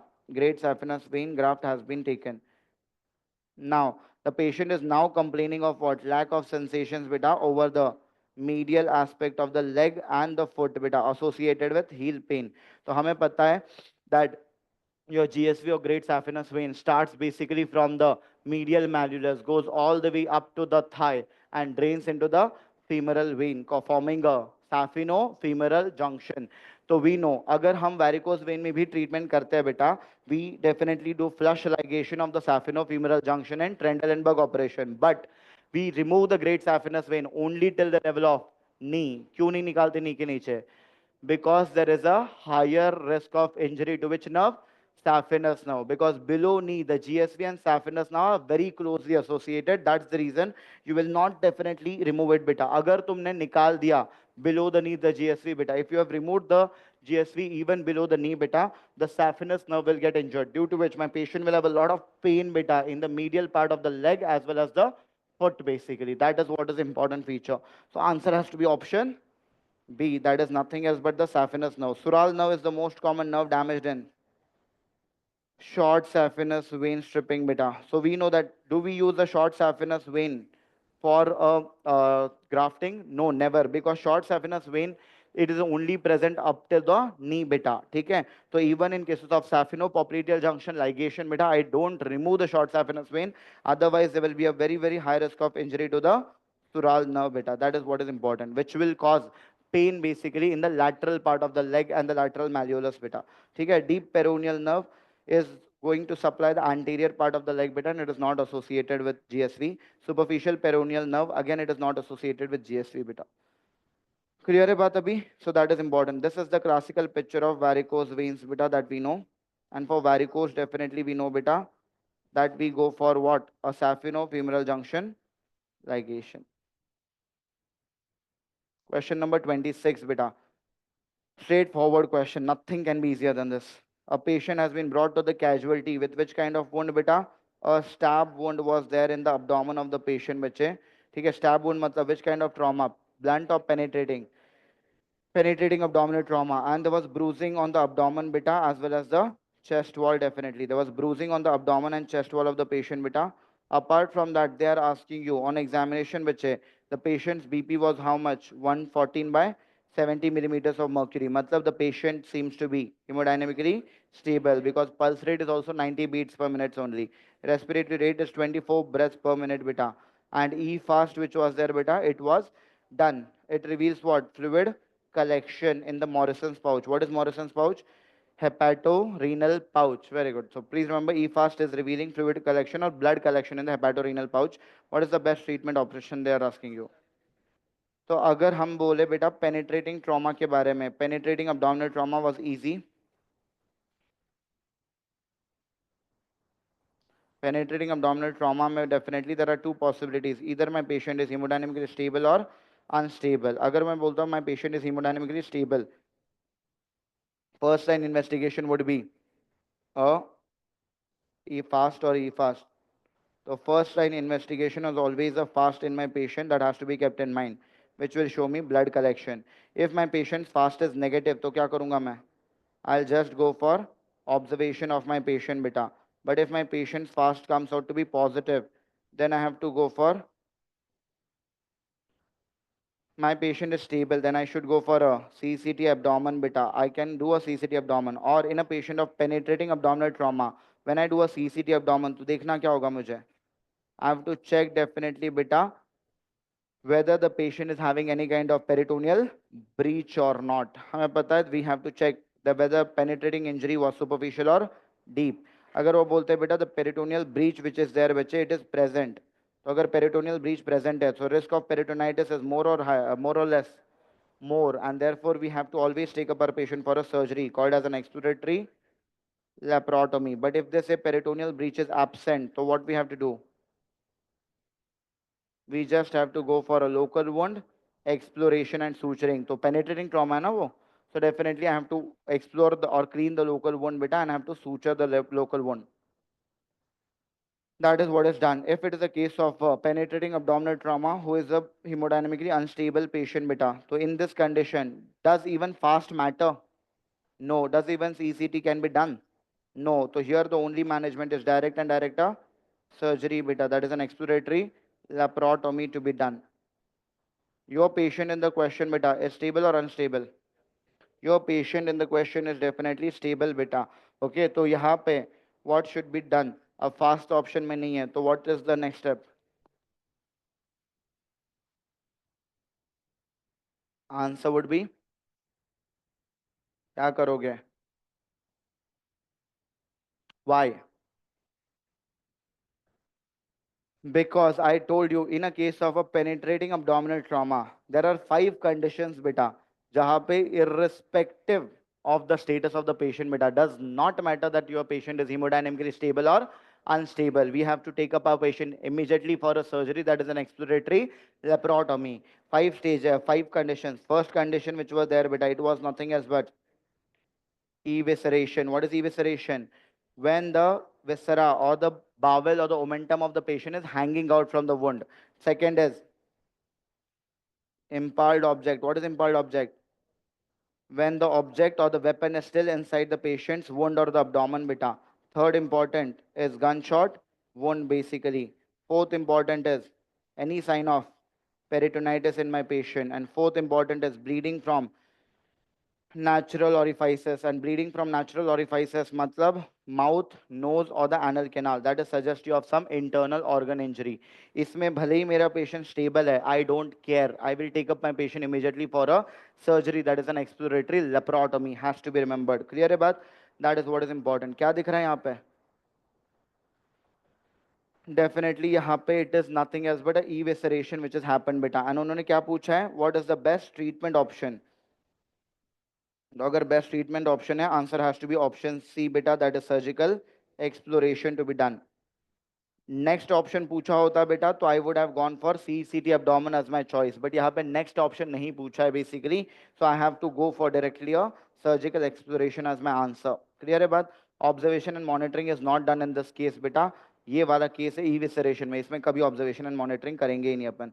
Local wound suturing it is again done if it is only a superficial injury and there is no peritoneal breach. Blunt abdominal trauma I'm not discussing again, ठीक है? So there is a huge flow chart that we have made for blunt abdominal trauma. Next question number 27, if I talk about beta, it states we have an elderly patient beta who suffered from burns. ठीक है? And on assessment 10% first degree burns were noted. So there were 10% first degree burns beta, 20% second degree deep burns were there, 10% full thickness burns were there beta. Full thickness matlab third and fourth degree Burns बेटा। Clear?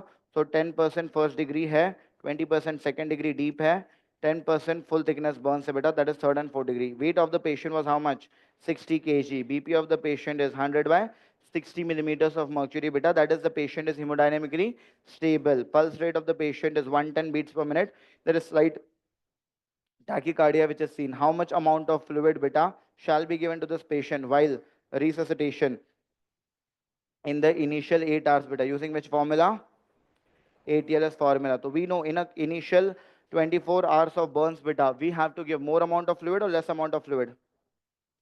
अरे initial 24 hours मैं इतना ही पूछ रहा हूँ, मैं बाकी कुछ दिमाग नहीं पूछ रहा, मैं बस इतना पूछ रहा हूँ, more amount of fluid is given और less amount of fluid is given to a case of burns in the initial 24 hours? More amount of fluid, and that amount of fluid is calculated by various formulas. One is going to be the Parkerland's formula, second is the ATLS formula. अब इतना तो clear है हमें कि ATLS formula is different for a adult child and a sorry, adult child and electrical burns beta. Adult के लिए the multiplier in this formula is going to be 2 beta. For children less than equal to 14, the multiplier is going to be 3 beta. And for electrical burns, the multiplier is going to be 4 beta. अब यहाँ पे electrical Burns बोल रहा है क्या? नहीं, they have only said that the patient is a elderly, मतलब an adult obviously.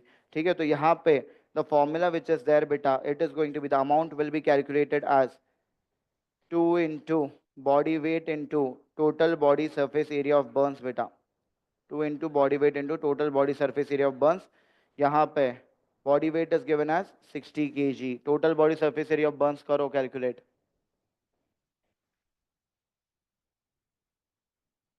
शाबाश।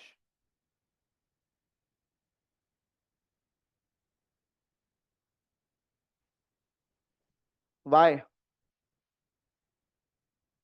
Very good. First degree burns are never calculated basically when we have to calculate the amount of fluids. Clear है बात? So here it is going to be only 30% of the total body surface area of burns.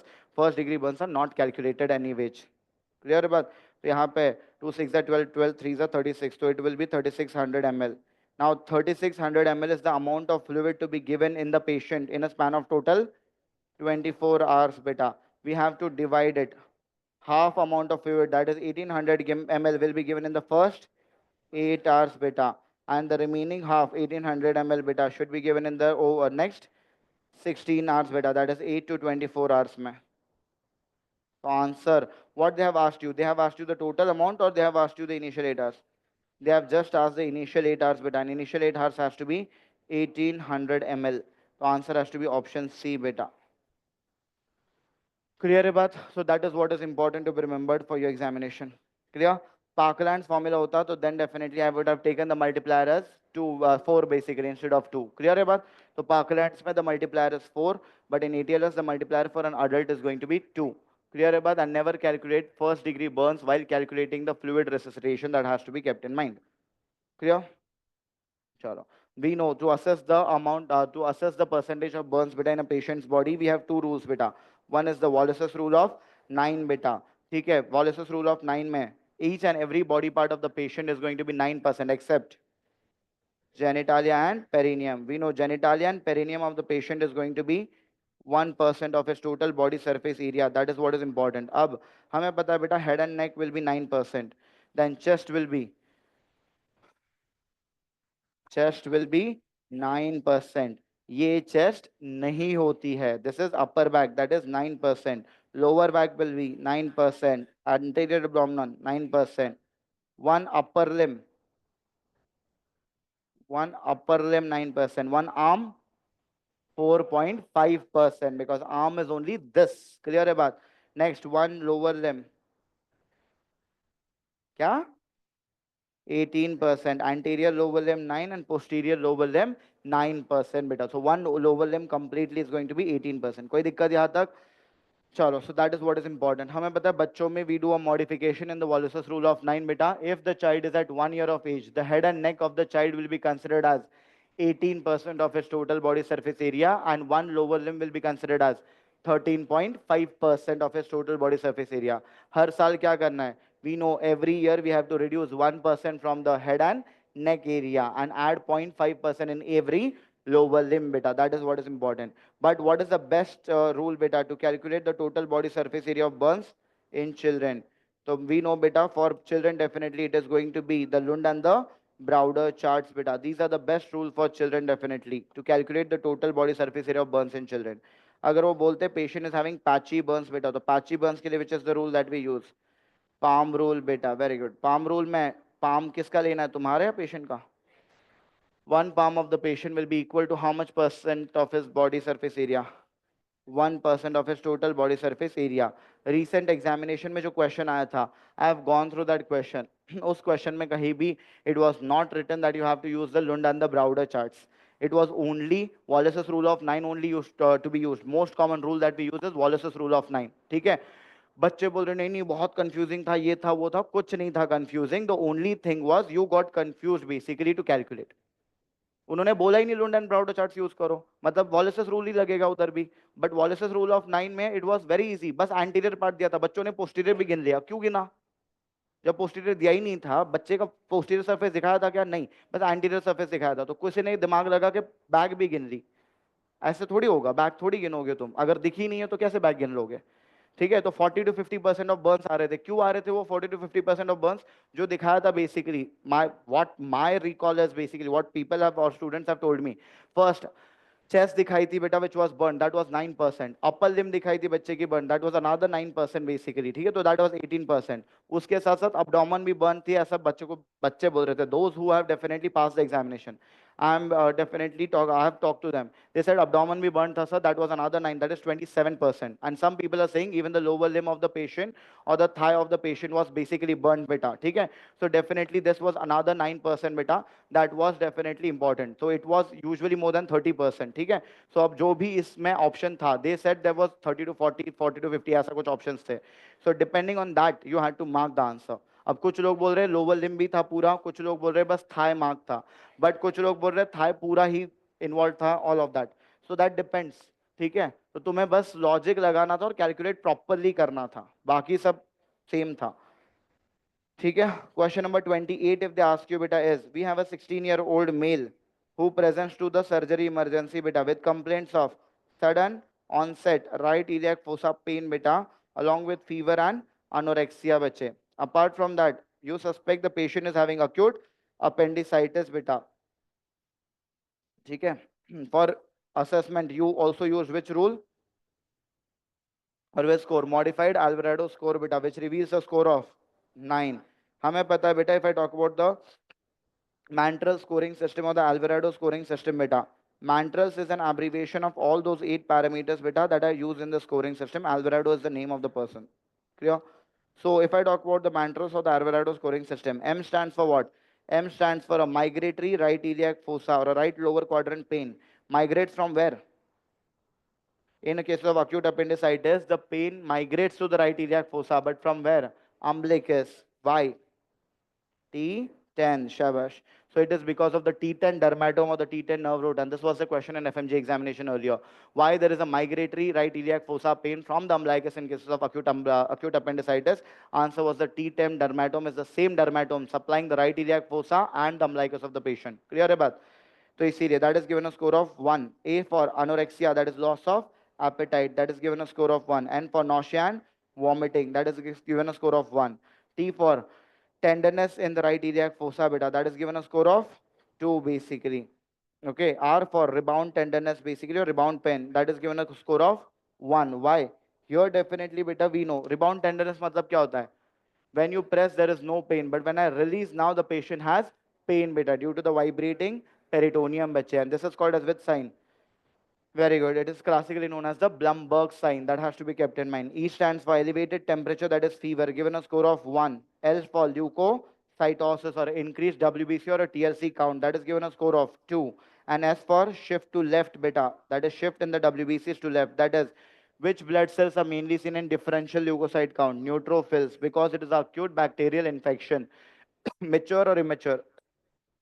Immature, and as more amount of band or immature neutrophils will be seen, that is called as a shift to left. That is given a score of 1. Total score will be 10. If my patient score is 9 or 10, that is suggestive of, that is almost certain of appendicitis beta. बराबर है, the diagnosis is almost certain कि appendicitis ही है और कुछ नहीं.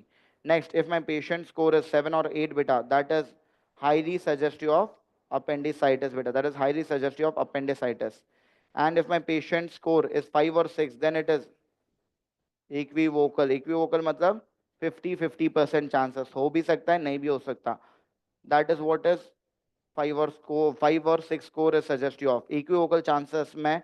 और 5 और 6 score में it is very very important that we should go for which investigation? CECT abdomen in the child. Why? To rule out appendicitis, because this is the most dangerous score that I've told you. Clear है बात? You cannot send a patient of 5 or 6 without a CECT, otherwise there will be a risk of perforation. Important is less than 5 is not likely of appendicitis itself. तो यहाँ पे तो उन्होंने बोला है the score of the patient is almost 9 beta. So obviously it is almost a certain diagnosis of appendicitis. I'm not only suspecting, now it is almost certain diagnosis of appendicitis. Now, patient refuses the treatment, they are saying beta, but has been brought to the emergency department, ED again after 3 days beta, and on palpation it reveals a lump in the right iliac fossa. Which among the following is the most appropriate management in the patient? What is the management in a case of acute appendicitis? Emergency appendectomy. But यहाँ पे क्या answer होगा? Conservative management. Reason?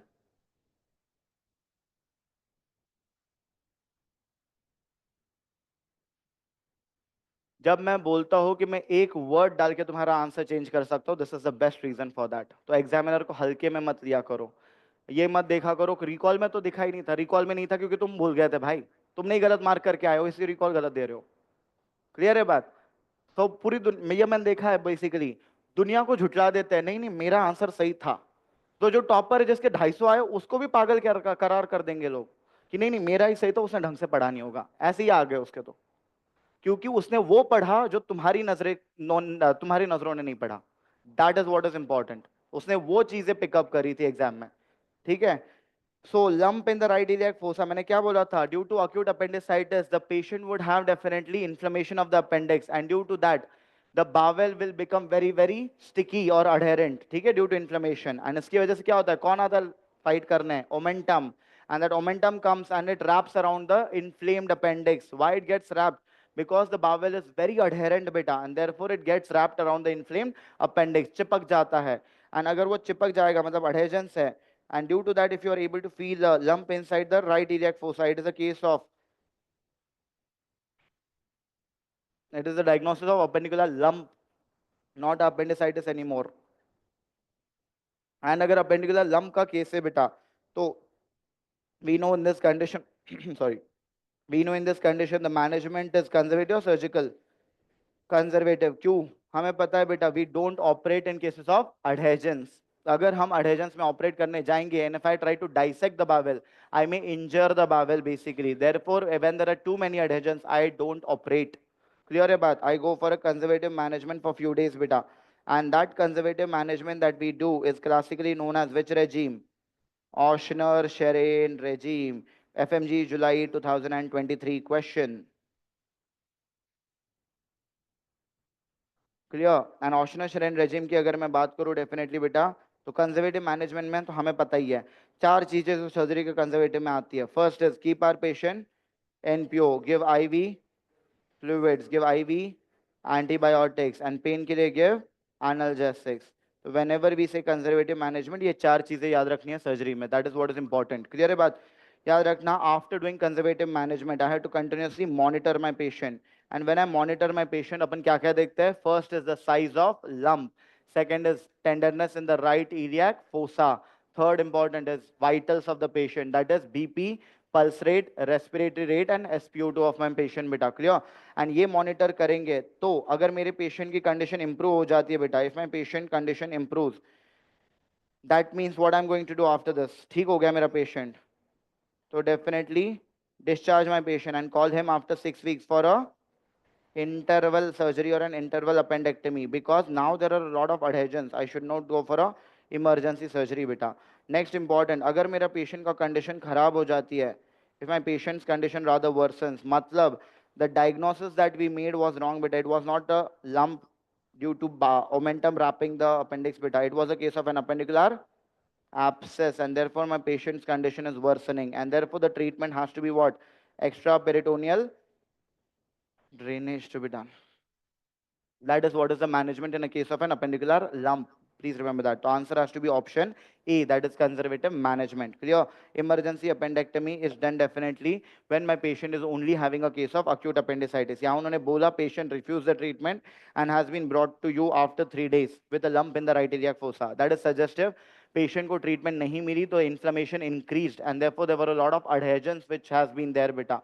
And that's the reason definitely now my patient is having a case of appendicular lump. Clear about extra peritoneal drainage would be tried, but after the conservative management has failed or my patient's condition worsens, exploratory laparotomy beta is not required. It is only done in cases of appendicular perforation. What is the treatment if a female is diagnosed with the acute appendicitis in the first trimester of pregnancy? Answer has to be, options are Oshna-Sharin regime, second is conservative management, third is emergency appendectomy, fourth is elective appendectomy. Answer would be emergency appendectomy irrespective of the pregnancy ka trimester, because pregnancy is an immunocompromised state. The risk of appendicular perforation is very, very high. And this was a previous year question of FMG examination. Clear about the answer has to be nothing else but an emergency appendectomy irrespective of trimester. Clear about question number 29. It states, beta, we have a 50-year-old patient who presents to the hospital beta with complaints of upper GI bleeding and abdominal pain beta. On CCT, a tumor was detected beta arising from the stomach with extraluminal growth. Extraluminal growth ka matlab, the tumor which is there beta, it is basically not growing inside the stomach, it is growing inside the wall, outwards basically. Lumen ke bahar grow ho raha hai. ठीक है, and therefore there is a high risk of perforation in this tumor. I have told you the tumor was positive for CD117. That confirms your diagnosis. बोलो क्या है? Very good. GIST, that is gastrointestinal stromal tumor. So the provisional diagnosis of my patient is GIST, and gastrointestinal stromal tumor is the most common epithelial or mesenchymal tumor of GIT. It is the most common mesenchymal tumor of GIT beta, and we know mesenchymal tumor है ये, and it arises mainly from which cells? It arises from the pacemaker cells of GIT. The pacemaker cells of GIT are nothing else but interstitial cells of कहाल, काजल, जो भी बोलना है तुम्हें, तुम्हारी मर्जी. तो ठीक है, तो कहाल cells से definitely it arises beta. Which of the following is incorrect about the diagnosis of the patient? They are asking you. So now we know beta GIST which is there, उसका most common presentation क्या है? Upper GI bleeding, pain, mass, perforation. These can be seen, but they are not the most common presentation in cases of GIST beta. That has to be remembered. We know that if they ask you tumor marker for gene mutation, so what is the most common gene mutation which is seen in GIST? So we know that c-KIT is the most common gene mutation beta that is usually seen in cases of GIST. If they ask you about the tumor marker, so tumor marker mein if they ask you which is the best or the most specific tumor marker, so most specific or the best tumor marker has to be dog 1 beta. Whereas if they ask you which is the most sensitive or the most common tumor marker, so most sensitive or most common tumor marker is CD117 followed by CD34. So that is what is important. अगर वो पूछेंगे बेटा in a case of just now, okay, we know majority cases are benign or malignant. Benign beta, okay, few cases are going to be malignant or metastatic basically. ठीक है?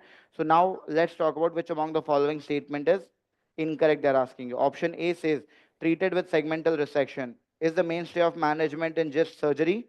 Yes. So we know beta we have to treat it with segmental resection basically. with how many centimeter? 1 to 2 centimeter margins, beta. First line agent is imatinib in cases of metastasis. Is it true? Yes. We know beta that normal gist which is there उसके लिए treatment of choice is surgery, but metastatic gist हो या फिर malignant gist हो beta, in both these conditions definitely we know the drug of choice is a tyrosine kinase inhibitor like imatinib. And if the patient is resistant to imatinib, the second drug that we give is sunitinib. Very good. The second generation tyrosine kinase inhibitor. Imatinib is also the drug of choice for which conditions? CML, that is chronic myeloid leukemia as well. Shabash. Next, gold standard investigation for recurrence is going to be PET CT. Is it true? Yes. So gold standard choice, gold standard investigation for recurrence will be a PET CT beta. क्यों? Recurrence कहीं भी हो सकता है ना body में. Most common site we know it is the liver, but it can occur anywhere in the body. So better is to go for a PET scan or a PET CT. But one thing we know obviously, and that is endoscopic biopsy, which is there, beta, is the best investigation for diagnosis. No, endoscopic biopsy is contraindicated in patients of GIST. Why? Very good. Because it is a stromal tumor, beta, and that's the reason definitely. Upper GI endoscopy and biopsy is absolutely contraindicated in mesenchymal tumors like GIST because a lot of blood vessels will be present on the surface of this GIST, beta. That's the reason the answer has to be option D. This is the classical picture of a GIST on upper GI endoscopy. Can you see it is a highly vascular tumor? If you try to take a biopsy, it will bleed so much that the patient can die. Clear? Question number 30, if they ask you, beta, it states, we have a 52-year-old woman, bache, on the waiting list, basically, for a laparoscopic cholecystectomy, beta, who has been admitted as an emergency with increasing right upper quadrant pain, beta. Along with that, she is having a swinging pyrexia. Swinging pyrexia ka matlab kya? The fever which is there beta in this patient is coming and going, matlab kam zyada hota rehta hai, that is swinging pyrexia, and the patient is having extreme tenderness over the gallbladder beta. ठीक है, she is toxic, matlab definitely she appears to be very sick beta. Okay, generalized sick condition is called as toxic, and she is also having leukocytosis beta, that is increased WBC count, which is suggestive of infection strongly, and raised inflammatory markers beta, which confirms the inflammation mostly. Ultrasound of the gallbladder was done beta, and that ultrasound of the gallbladder shows what? A thickened gallbladder beta. I have told you. कब होता है thickening? दो जगह पे होता है. First, in case of inflammation beta, there will be thickening of the wall. Second, in case of cancer beta, there can be thickening. ठीक है? And here definitely patient is having thickening of the gallbladder enveloped by omentum. Omentum is called as policeman of the abdomen. It is a lymphoid tissue of abdomen and it comes to fight with the infection. अगर omentum आया हुआ है मतलब it is more likely to be a case of infection only. It cannot be a cancer then. Along with pericholecystic fluid, that is again suggestive of infection again. Collection of fluid around the gallbladder beta. अब definitely यहाँ पे what has to be the answer? तो swinging pyrexia, extreme tenderness beta, ठीक है, toxic condition, right upper quadrant pain, leukocytosis, raised inflammatory markers, thickened gallbladder, enveloped by omentum and pericholecystic fluid. All of these are suggestive of option D, empyema of the gallbladder. Clear है बात? Acute cholecystitis में yes, similar features will be seen, but acute cholecystitis में बेटा my patient would not have definitely such severe features. My patient will not be appearing toxic. My patient will not have an extreme tenderness. My patient may not have definitely a thickening of gallbladder or pericholecystic fluid. Clear है बात? That is important. Biliary colic which is there beta, it is what? It is nothing else but a stone obstructing the bile ducts which can cause pain beta. That is what is biliary colic beta. In that patient, biliary colic mein agar stone is obstructing the bile ducts, my patient definitely has cholangitis, which can lead to which triad? Pain, fever, jaundice, called as Charcot's triad. ठीक है, तो that is what is important beta.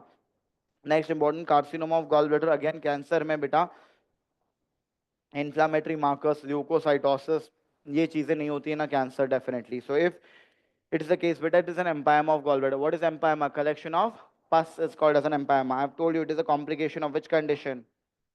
When there is blockage at the neck of the gallbladder beta due to gallstone at the Hartmann's pouch, and the gallbladder is not able to drain the mucus. It leads to formation of a mucocele. And we know beta that mucocele can get infected beta and it can lead to formation of an empyema of the gallbladder bache, where there will be excess pus collection. So if that mucus collection, if it gets infected, it can lead to empyema of gallbladder, as you're able to see in this picture over here. Clear है बात? चलो. Next is question number 31 beta. If I talk about question number 31, this I have told you stepwise. Basically, you have to remember a patient was diagnosed as a case of acute cholecystitis beta, and he was a known case of gallstones. So it is a case of calculus cholecystopathy, we know. ठीक है, the patient was managed conservatively initially beta. क्यों? हमें पता है acute cholecystitis में there is inflammation of the gallbladder beta. So in those conditions, if my patient presents to me late beta, the inflammation would be widespread, and due to that beta there will be a very high risk of adhesions. तो इसीलिए मैंने बोला है acute cholecystitis में usually treat your patient conservatively. If your patient has presented to you early beta, like within 12 hours of symptom onset, go for an emergency cholecystectomy. तो within 2 days of symptom onset patient तुम्हारे पास आया है, मतलब adhesions नहीं बने अब तक, you can go for an emergency cholecystectomy. But if your patient has presented to you beta 2 days after the symptom onset, matlab now adhesions would have been formed beta, and therefore we treat the patient conservatively, discharge and go for a interval cholecystectomy. That is what is important beta. Clear hai baat? Until that time, you have managed the patient conservatively, and the patient was planned for an interval cholecystectomy. The patient undergoes a lap chole beta, that is a laparoscopic cholecystectomy. He started developing pain in the right hypochondrium beta, and there was fever in the patient beta. Ultrasound was done, which reveals what? 5 by 4 centimeters of fluid collection बच्चे under the liver. Below the liver there is fluid collection. What shall be done next? They are asking you. Now मुझे बताओ ये problem हुई क्या? The patient has undergone a laparoscopic cholecystectomy for his acute cholecystitis. उसके बाद my patient started developing pain in right hypochondrium along with fever. And जो ultrasound करा गया था बेटा, that is showing me a 5 by 4 centimeters of fluid collection. So during the lab chole, what has happened? During the lab chole beta, there has been a bile duct injury beta, and we know if there is a bile duct injury, if that bile duct injury has been identified during the surgery beta, and if it is a partial injury only, so I should immediately go for a repair. If it is a complete transaction or a complete injury beta, I should go for an anastomosis. But anastomosis will only be done if there is only a cut beta and no segment of the bile duct has been lost. Clear about? So then I go for anastomosis over the T tube beta. And if the segment of the bile duct has been lost, तो क्या करते थे हम? We used to close the distal segment beta, and we used to connect the proximal segment. किसको? तुम्हारे वेले दोस्त को. कौन था वो? Jejunum. So definitely used to connect beta the proximal end of the bile duct definitely to jejunum, called as the roux, and why? हेपेटिको और कोलेडोको depending क्या बचा हुआ है, कॉमन हेपेटिक डक्ट बचा हुआ है या कॉमन बाइल डक्ट बचा हुआ है. That was during the surgery. But after the surgery if the patient is having a bile duct injury that has been identified, तो इसमें patient will have bile leak बेटा. If after the surgery you have identified the patient is having a bile duct injury and on follow up ultrasound there is a leak which is seen beta, minor leak अगर है तो treatment is what? Minor leak अपने आप ठीक हो जाएगा क्या? Yes. So therefore definitely minor leak में do we go for any intervention? No intervention has to be done beta in a case of a minor leak. But if it is a major leak beta, if it is going to be a major leak, then what we have to do? So first step definitely in a case of major leak beta has to be nothing else but ultrasound. I have told you first step is always the ultrasound beta. And why first step is ultrasound? Because we have to check the fluid collection beta. So obviously the first step or the first investigation to be done is an ultrasound abdomen. On that ultrasound abdomen beta, the fluid collection will be confirmed.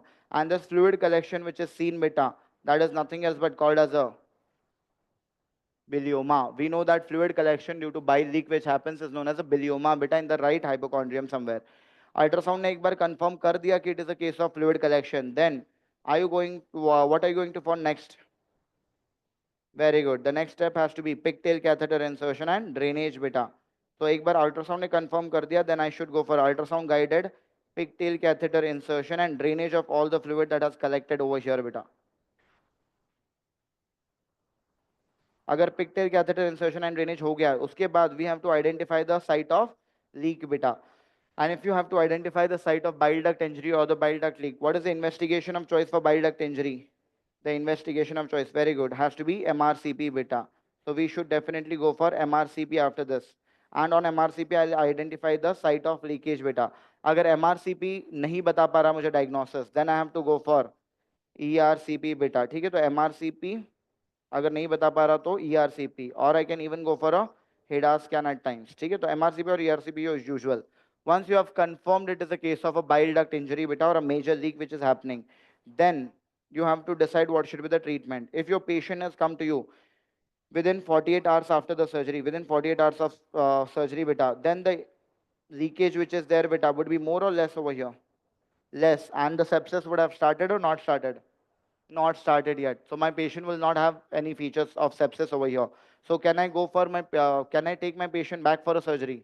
Yes, so I should go for a re-exploration and a repair beta. So re-exploration and repair has to be done.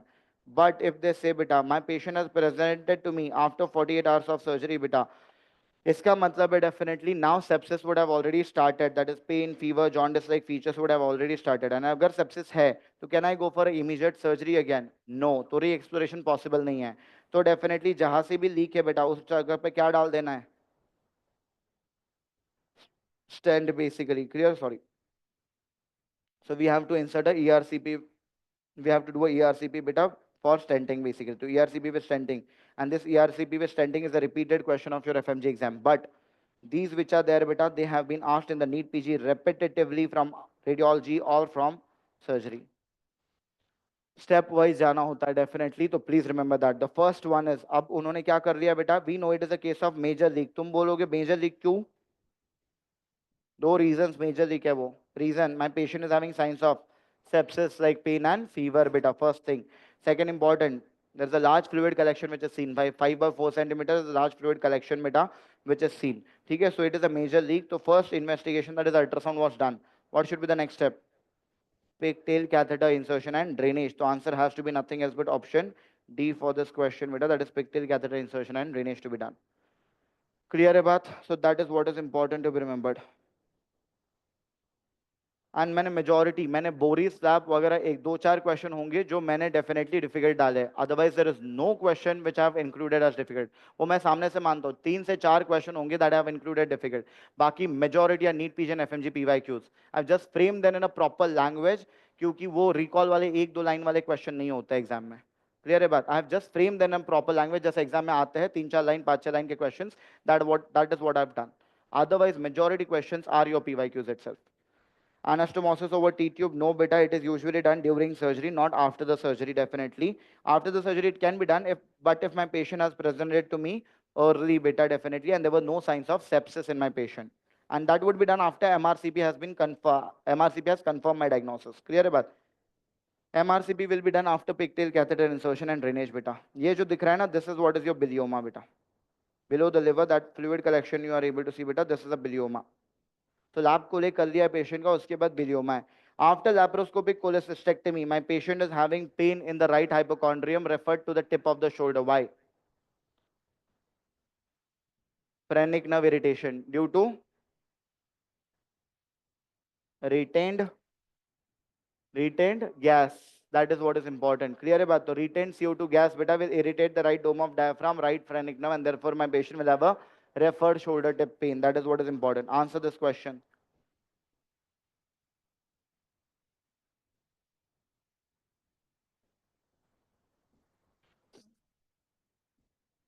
Very good. A 40-year-old male beta presented with painless swelling of right testis beta, and there is a dragging sensation. Dragging sensation, why? Because if there is swelling in the testis or the scrotum, the patient feels as if somebody is pulling down the scrotum beta. That is called as dragging sensation beta. On examination, the right testis of the patient was enlarged beta with a hard mass of size 4 by 4 centimeters beta, and which nodes, that is the para-aortic lymph nodes or the para-aortic areas, were normal. याद रखना, in a case of a testicular cancer, my patient will have involvement of which lymph nodes?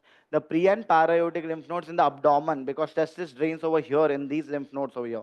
Clear है बात? Serum LDH, serum LDH and serum AFP, alpha fetoprotein of the patient, these levels were elevated. What is the next step in the patient? Next best step they are asking you. अब मुझे बताओ, what is the provisional diagnosis? What do you think? कौन सा? कौन सा?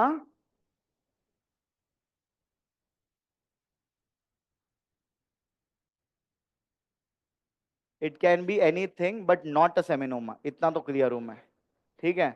Because one thing that I've told you very firmly and strongly that seminomas are AFP negative, not AFP positive. याद रखना, तो अगर AFP elevated है, it can never be a seminoma. That has to be kept in mind. Clear है बात? वो दूसरा कोई भी testicular tumor हो सकता है. I can agree on that. AFP and LDH can be elevated in other tumors definitely.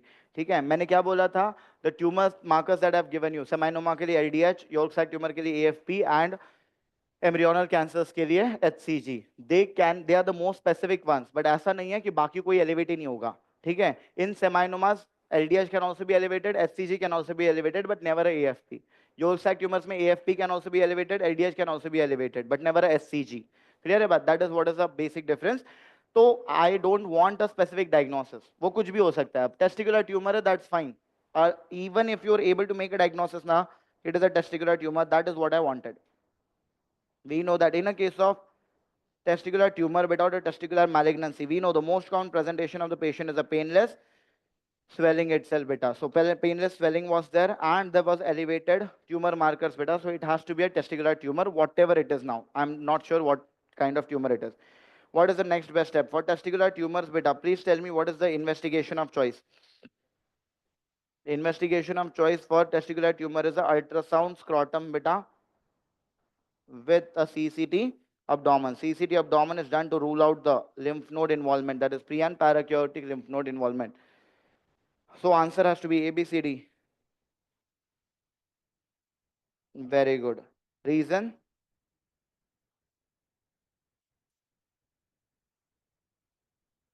Transcrotal FNSC and transcausal biopsy are absolutely contraindicated in any testicular tumor. That is what is important. That is what I wanted you to know. That's it.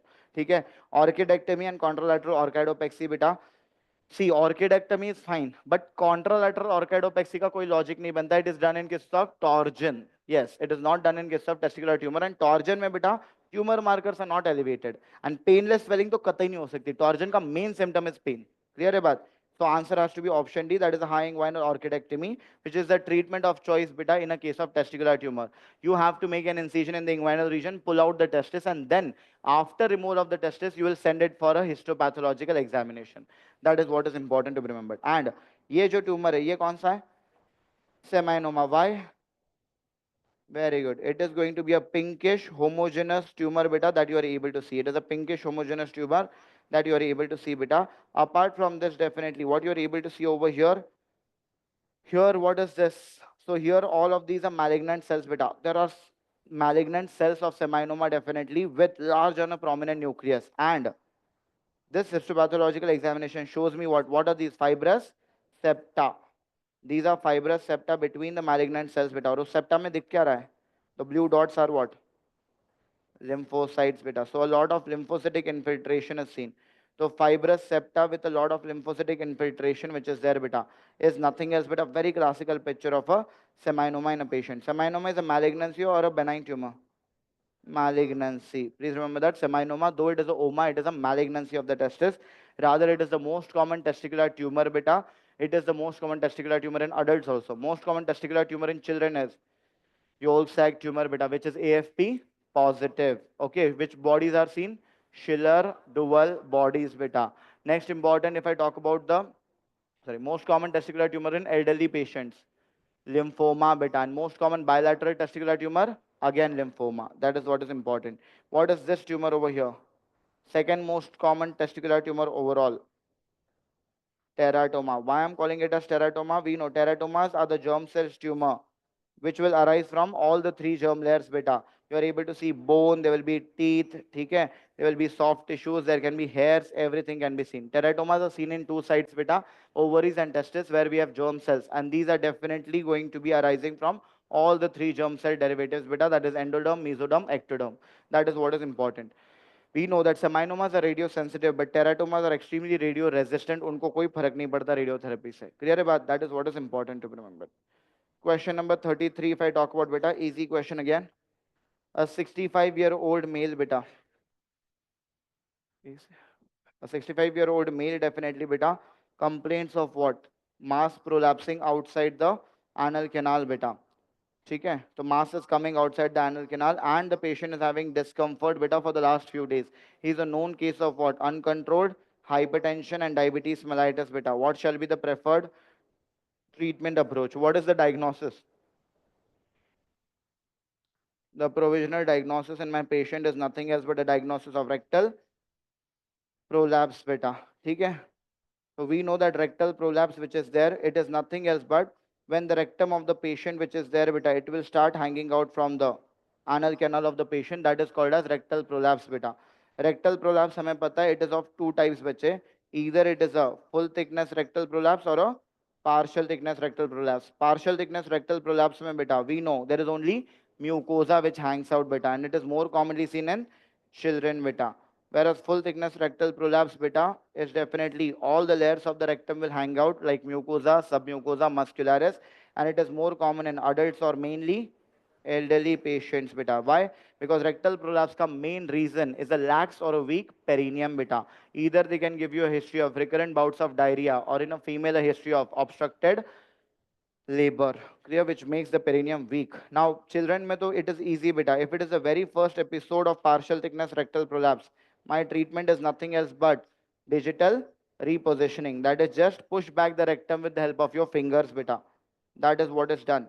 But if it is a recurrent case of partial thickness rectal prolapse in a child beta, so I have to definitely fix it beta. Kaise?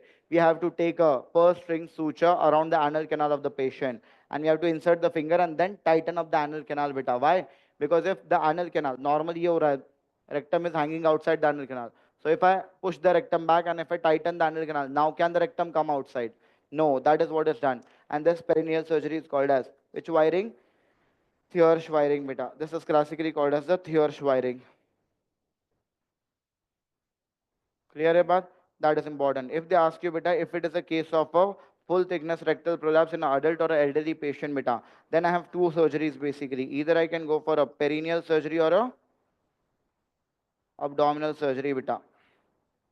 ठीक है, surgery is the only option in elderly patients, बेटा. यहाँ पे you cannot just go for a digital repositioning. ठीक है, here you have to go for surgery. Either it is perineal or abdominal. अब हमें पता है बेटा perineal surgery which is there, it is more complex or less complex?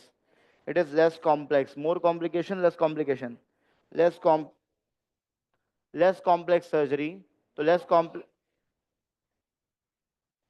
Perineal surgery कर रहे हो तुम, बस पेशेंट को definitely you are just abducting his legs and you are just doing a wiring at the perineum of the patient. So less complex surgery, less or more complication, lesser complications basically, but chance of recurrence will be high. क्यों? क्योंकि इसमें ढंग से fixation नहीं हो पाएगा.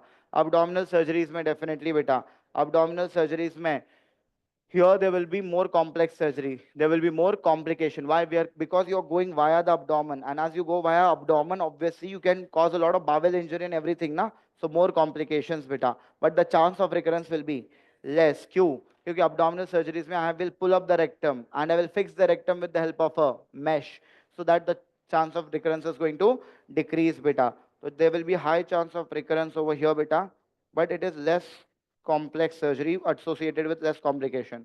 Here there is low chance of recurrence beta, but it is a surgery associated with more complication. Now, please tell me beta, is Baba may definitely. Okay, perineal surgeries are options like what? Either it is Thiersch wiring, or it is Artemius repair, or it is Artemius repair, or Teloms repair. So these are the three perineal surgeries that I have beta. Abdominal surgeries mein, what did I tell you? Abdominal surgery would be, one is going to be, this is the abdominal surgery. Very good. A Wells and a Ripstein's basically. We will pull up the we'll pull up the rectum from the abdomen and we will fix the rectum beta with the help of a mesh over here. And fixation is called as peg C. So this is nothing else but a Wells rectopeg C, or we can also do a Ripstein's rectopeg C. And we also have but another surgeries like Frickman and a Goldberg resection rectopexy, जहाँ पे you cut some part of the rectum as well. This is an abdominal surgery. अब मुझे बताओ, this is a classical case of rectal prolapse beta that has been given to you, and the patient is child or elderly? Elderly beta. It seems to be a full thickness rectal prolapse in an elderly patient beta. ठीक है?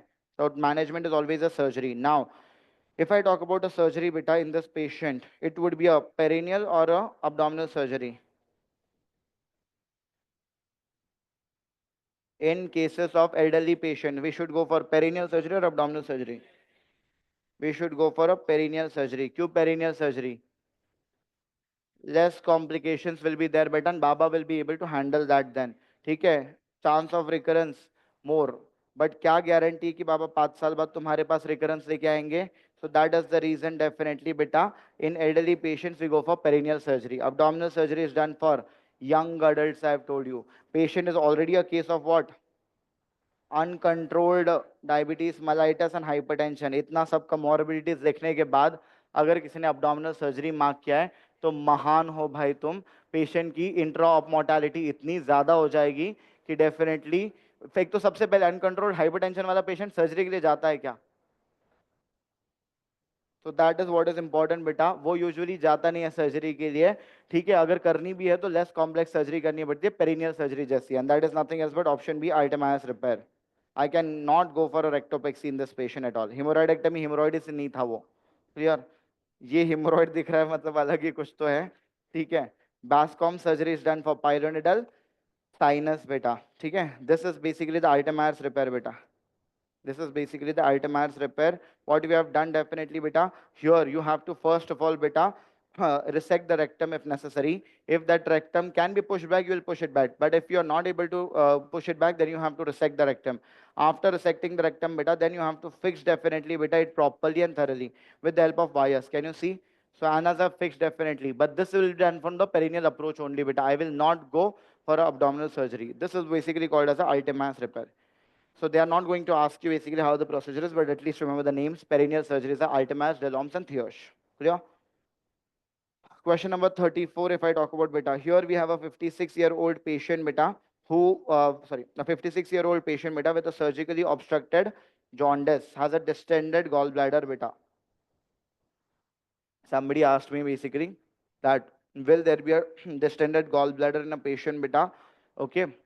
So if a patient is having no pain and if there is just a distended gallbladder, so will it be a case of gallstones? No. Please remember beta, gallstones will always cause a pain if they are causing an obstruction beta. तो अगर painless obstructive jaundice किसी patient में हो रहा है, that is not due to a gallstone, that can be due to a cancer beta, and this is what is called as the Courvoisier's law. That is what is important. Clear है बात? बस इतना याद रख लेना। तो painless jaundice which is there beta, painless obstructive jaundice is not due to gallstones, it is due to a cancer. That is what is called as the Courvoisier's law. So 56-year-old patient with surgically obstructed jaundice beta has a distended gallbladder and a dilated CBD and intrahepatic biliary radicals on ultrasound was seen. CCT they are asking you beta. CCT confirmed the same findings with no additional findings beta. Which among the following will be most useful to localize the cause? कौन से type का jaundice है? सब कुछ तो दिया था। So there is an obstructive jaundice with a distended gallbladder beta. ठीक है? So that I have very clearly stated beta. That means there might be some kind of obstruction where inside the patient's bile ducts beta.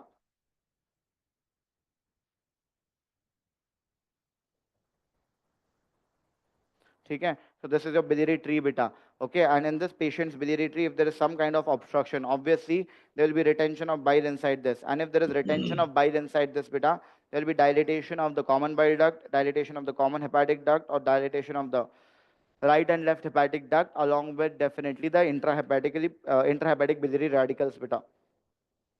Now that obstruction can be due to anything beta. Okay, so that is important. They are saying the patient is having an obstructive jaundice. How do you identify an obstructive jaundice beta? यहाँ पे दोनों ने they have done a ultrasound also, they have done a CCD also. मुझे clinically चाहिए, how do you suspect a obstructive jaundice in the patient? Very good. We know beta that obstructive jaundice clinically अगर suspect करना है, if there is any obstruction in the bile duct, हमें पता है दो चीजें होंगी. First, the child will have a pale stools, and second, there will be a dark urine. These are the two classical features in case of obstructive jaundice. Any patient coming to you with jaundice, the first line investigation will always be a LFT, that is a liver function test. उसमें कौन सा bilirubin बढ़ा हुआ होगा? Very good. As it is obstructive or a post-hepatic jaundice, there will be increase in the conjugated bilirubin of the patient, and which enzyme levels will be elevated? Serum AL P. Very good. So it is serum ALP, that is alkaline phosphatase levels will be elevated, which is suggestive of some bile duct problems or the biliary tree pathologies, beta. That is what is important. ये clinically मैं diagnose करता हूँ कि it is a case of a obstructive jaundice definitely. ठीक है. Along with that, ultrasound has further confirmed it is obstructive jaundice along with distended gallbladder and the dilated bile ducts as well, beta. Apart from this, definitely. Now they are asking you which among the following will be the most useful to localize the cause. हमें पता है बेटा, it the obstructive jaundice either can be due to a stone or it can be due to a cancer बेटा, whatever it is. एक तो stone हो सकता है या cancer हो सकता है, but इतना है कि तुम्हें bile duct का problem diagnose करना है. And bile duct का problem diagnose करने के लिए we know neither ultrasound nor CCT is the investigation of choice. Investigation of choice for ducts is always investigation of choice is always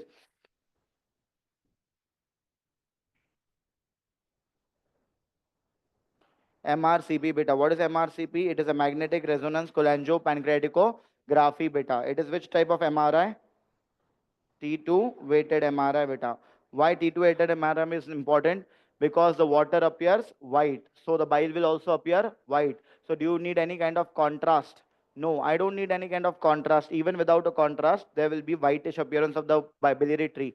So it will be a non-invasive investigation beta. Clear about? And on that non-invasive investigation, you are able to see this common bile duct, cystic duct, common hepatic duct, right and left bile ducts beta. Oh, first, right and left hepatic duct, sorry. This is what is the classical MRCP picture. And what is this? This is a gold standard investigation beta that is called as ERCP. I have told you the basic difference, how to identify a investigation of choice and a gold standard investigation. Investigation of choice जो होता है बेटा, it should be non-invasive, it should be cheap, it should be easily available beta. But gold standard investigation can be invasive, it can be expensive, it may not be easily available as well. हमें पता है that definitely investigation of choice will give you diagnosis only in how many percent cases? Only in approximately 90% cases. But gold standard can give you diagnosis in 100% cases beta. But हमें पता है gold standard is only and only done if the investigation of choice fails. So if investigation of choice fails, तभी हम gold standard पे जाते हैं. Second reason to call gold standard, it is not only diagnostic but also therapeutic. यहाँ पे ERCP क्यों है? Endoscopic retrograde cholangiopancreatography. Endoscope. Yes, so endoscope. Why? Because in ERCP, I turn the camera beta upwards basically to enter inside the main pancreatic duct or to enter inside the common bile duct. And as I turn the camera beta, the endoscope is visible on the investigation. Any investigation जहाँ पे endoscope visible होगा, it is a ERCP beta. It is a retrograde endoscopy that I'm doing over here. Clear है बात? That is what is important. सो अब बताओ definitely in cases of bile duct problems मैंने इतना ही question पूछा था bile duct का problem है मुझे इन्वेस्टिगेशन ऑफ चॉइस बताओ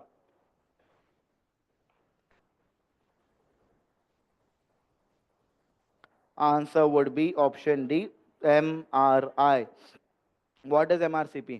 और ये मैंने एग्जाम्पल के साथ समझाया था एग्जामिनर ये खल सकता है तुम्हारे साथ कौन सा एग्जाम्पल दिया था मैंने पेरियानल फिस्टुला का राइट मैंने क्या बोला था investigation of choice for perianal fistula क्या है MR फिस्टुलोग्राम मैंने क्या बोला था ऑप्शन आए थे प्रीवियस ईयर एग्जाम में फिस्टुलोग्राम CT फिस्टुलोग्राम MRI बेसिकली और मैंने क्या बोला था उसमें फिस्टुलोग्राम चूज करना है क्या नहीं जी क्योंकि बस अगर वो फिस्टुलोग्राम लिखते हैं that means they are talking about a X-ray तो उस कंडीशन में बेटर चूज है MRI देन क्लियर है बात so that is what it is. ERCP will only be done definitely beta if MRI has failed. Cholangiography matlab injecting a contrast into the ducts. I don't do this usually. Clear है बात? Endoscopic ultrasound is done for CBD. Which kind of stones? Microliths beta.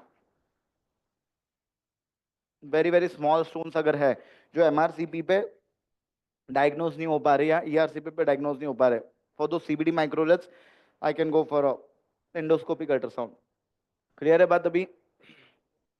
Question number 35. After this, you can take your break.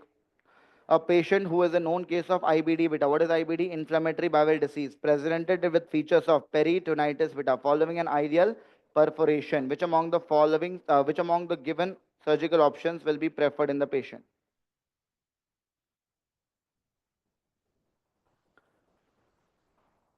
Yes. क्या है case ileal perforation का case है बेटा we know inflammatory bowel diseases of two types Crohn's and ulcerative जल्दी से कर लो एक बार revise अब तो क्रॉन्स डिसीज में बेटा we know that any part of the GIT can be involve except rectum is never involved. Very good. Most common site involved in Crohn's is terminal ileum. Ulcerative colitis में the most common site involved is the rectum itself, beta, the rectosigmoid. In Crohn's disease, there is which kind of involvement? Transmural or superficial? Transmural. Skip lesions or continuous lesions? Skip lesions. Ulcerative में there will be continuous lesions with a superficial involvement only. Very good. Important in cases of Crohn's, which is the most common extra intestinal manifestation. Crohn's is very commonly associated with which other disease? Arthritis. Very good. Important. And if they ask you most common extra intestinal manifestation in ulcerative colitis is? Very good. It is primary sclerosing cholangitis. That is PSC beta. Antibodies which are found in Crohn's disease. Very good. ASCA. ASCA matlab anti-Saccharomyces cerevisiae antibodies. An antibody is found in ulcerative colitis. PNK. Anti-neutrophilic cytoplasmic antibodies beta. Investigation of choice दोनों के लिए. Colonoscopy plus biopsy. Colonoscopy in cases of Crohn's disease due to fibrosis will show which kind of mucosa? Cobblestone mucosa. Ulcerative colitis due to inflammation and edema will show pseudo polyps. Important is biopsy or histopathological examination because that confirms my diagnosis. Crohn's disease mein histopath will show very classically non-caseating granuloma beta. Very good. That is important. Whereas the intestinal biopsy in ulcerative colitis will show me collection of cells in the crypts called as crypt abscesses. Very good.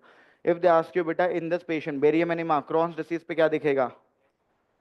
String sign of Cantor. Crohn's disease में there will be string sign of Cantor. Ulcerative में there will be lead pipe colon beta. If they ask you in cases of Crohn's disease, drug of choice will be Crohn's disease steroids, and in ulcerative colitis it is 5-ASA derivatives like sulfasalazine. Okay, so that is what is important. Here there can be a very high risk of perforation. Perforation is more common with Crohn's or ulcerative? Ulcerative colitis will have high risk of perforation. तो यहाँ पे ideal perforation है. Ideal है तो Crohn's भी हो सकता है. Reason is definitely ulcerative is more common in the distal colon. ठीक है, but they have said there is a patient of IBD having ideal perforation along with signs of peritonitis beta. और हमें पता है बाकी छोड़ो सब कुछ, peritonitis is always an indication of surgery that is an exploratory laparotomy. क्योंकि हमें पता है बेटा if you don't do a exploratory laparotomy in cases of peritonitis, the patient will have high risk of septic shock and the patient will die in the next 24 to 48 hours. Exploratory laparotomy, peritonitis है तो cleaning करना है with normal saline peritoneal lavage beta. Along with that definitely beta we have to go for resection of the affected segment beta जो भी segment खराब है, resection of perforated segment, and we have to go for a ileostomy beta over here for few days. ठीक है, and repair जो है बेटा anastomosis जो है या रिपेयर जो है वो करेंगे थोड़े दिन बाद. Reason because there is peritonitis, and due to peritonitis if I go for immediate repair, will the fragile tissues or infected tissues hold my sutures? No. ठीक है, so that's the reason definitely delayed repair or delayed anastomosis has to be done बेटा. अब option D से शुरुआत करते हैं. Option D says बेटा colectomy and ileo transverse anastomosis. Do you go for a immediate anastomosis? No. तीन options तो ऐसे ही तुम्हारे रूल आउट हो जाते हैं एनास्टोमोसिस से. ठीक है, तो colectomy and ileo transverse anastomosis important.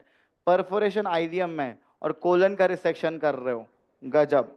ठीक है, तो colectomy and ileo transverse anastomosis तो कोई लॉजिक ही नहीं है. Resection of disease segment and anastomosis. Resection of disease segment ठीक है, एनास्टोमोसिस करोगे क्या इमीडिएटली? नहीं, तो खत्म. ठीक है, ileal pouch anal anastomosis. Again anastomosis immediate नहीं करेंगे. Answer has to be option A. Ileostomy and a definite surgery later would be done. That has to be remembered. Clear है बात? So this is what is important beta. This is an ileostomy. जल्दी से if I talk about ileostomy we know beta. So please tell me, this is a end stomy, this is a end stoma, this is a loop stoma, this is a double barrel stoma.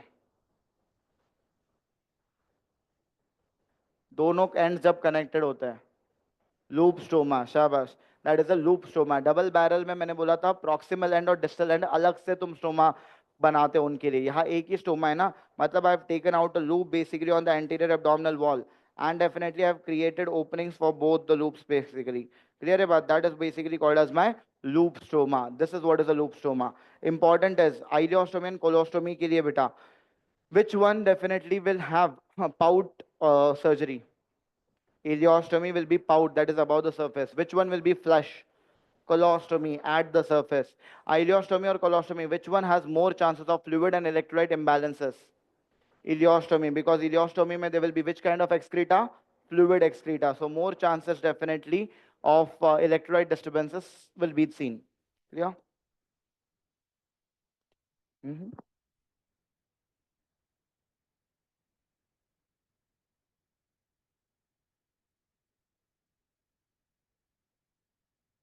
Congratulate her. Congratulations. Yeah.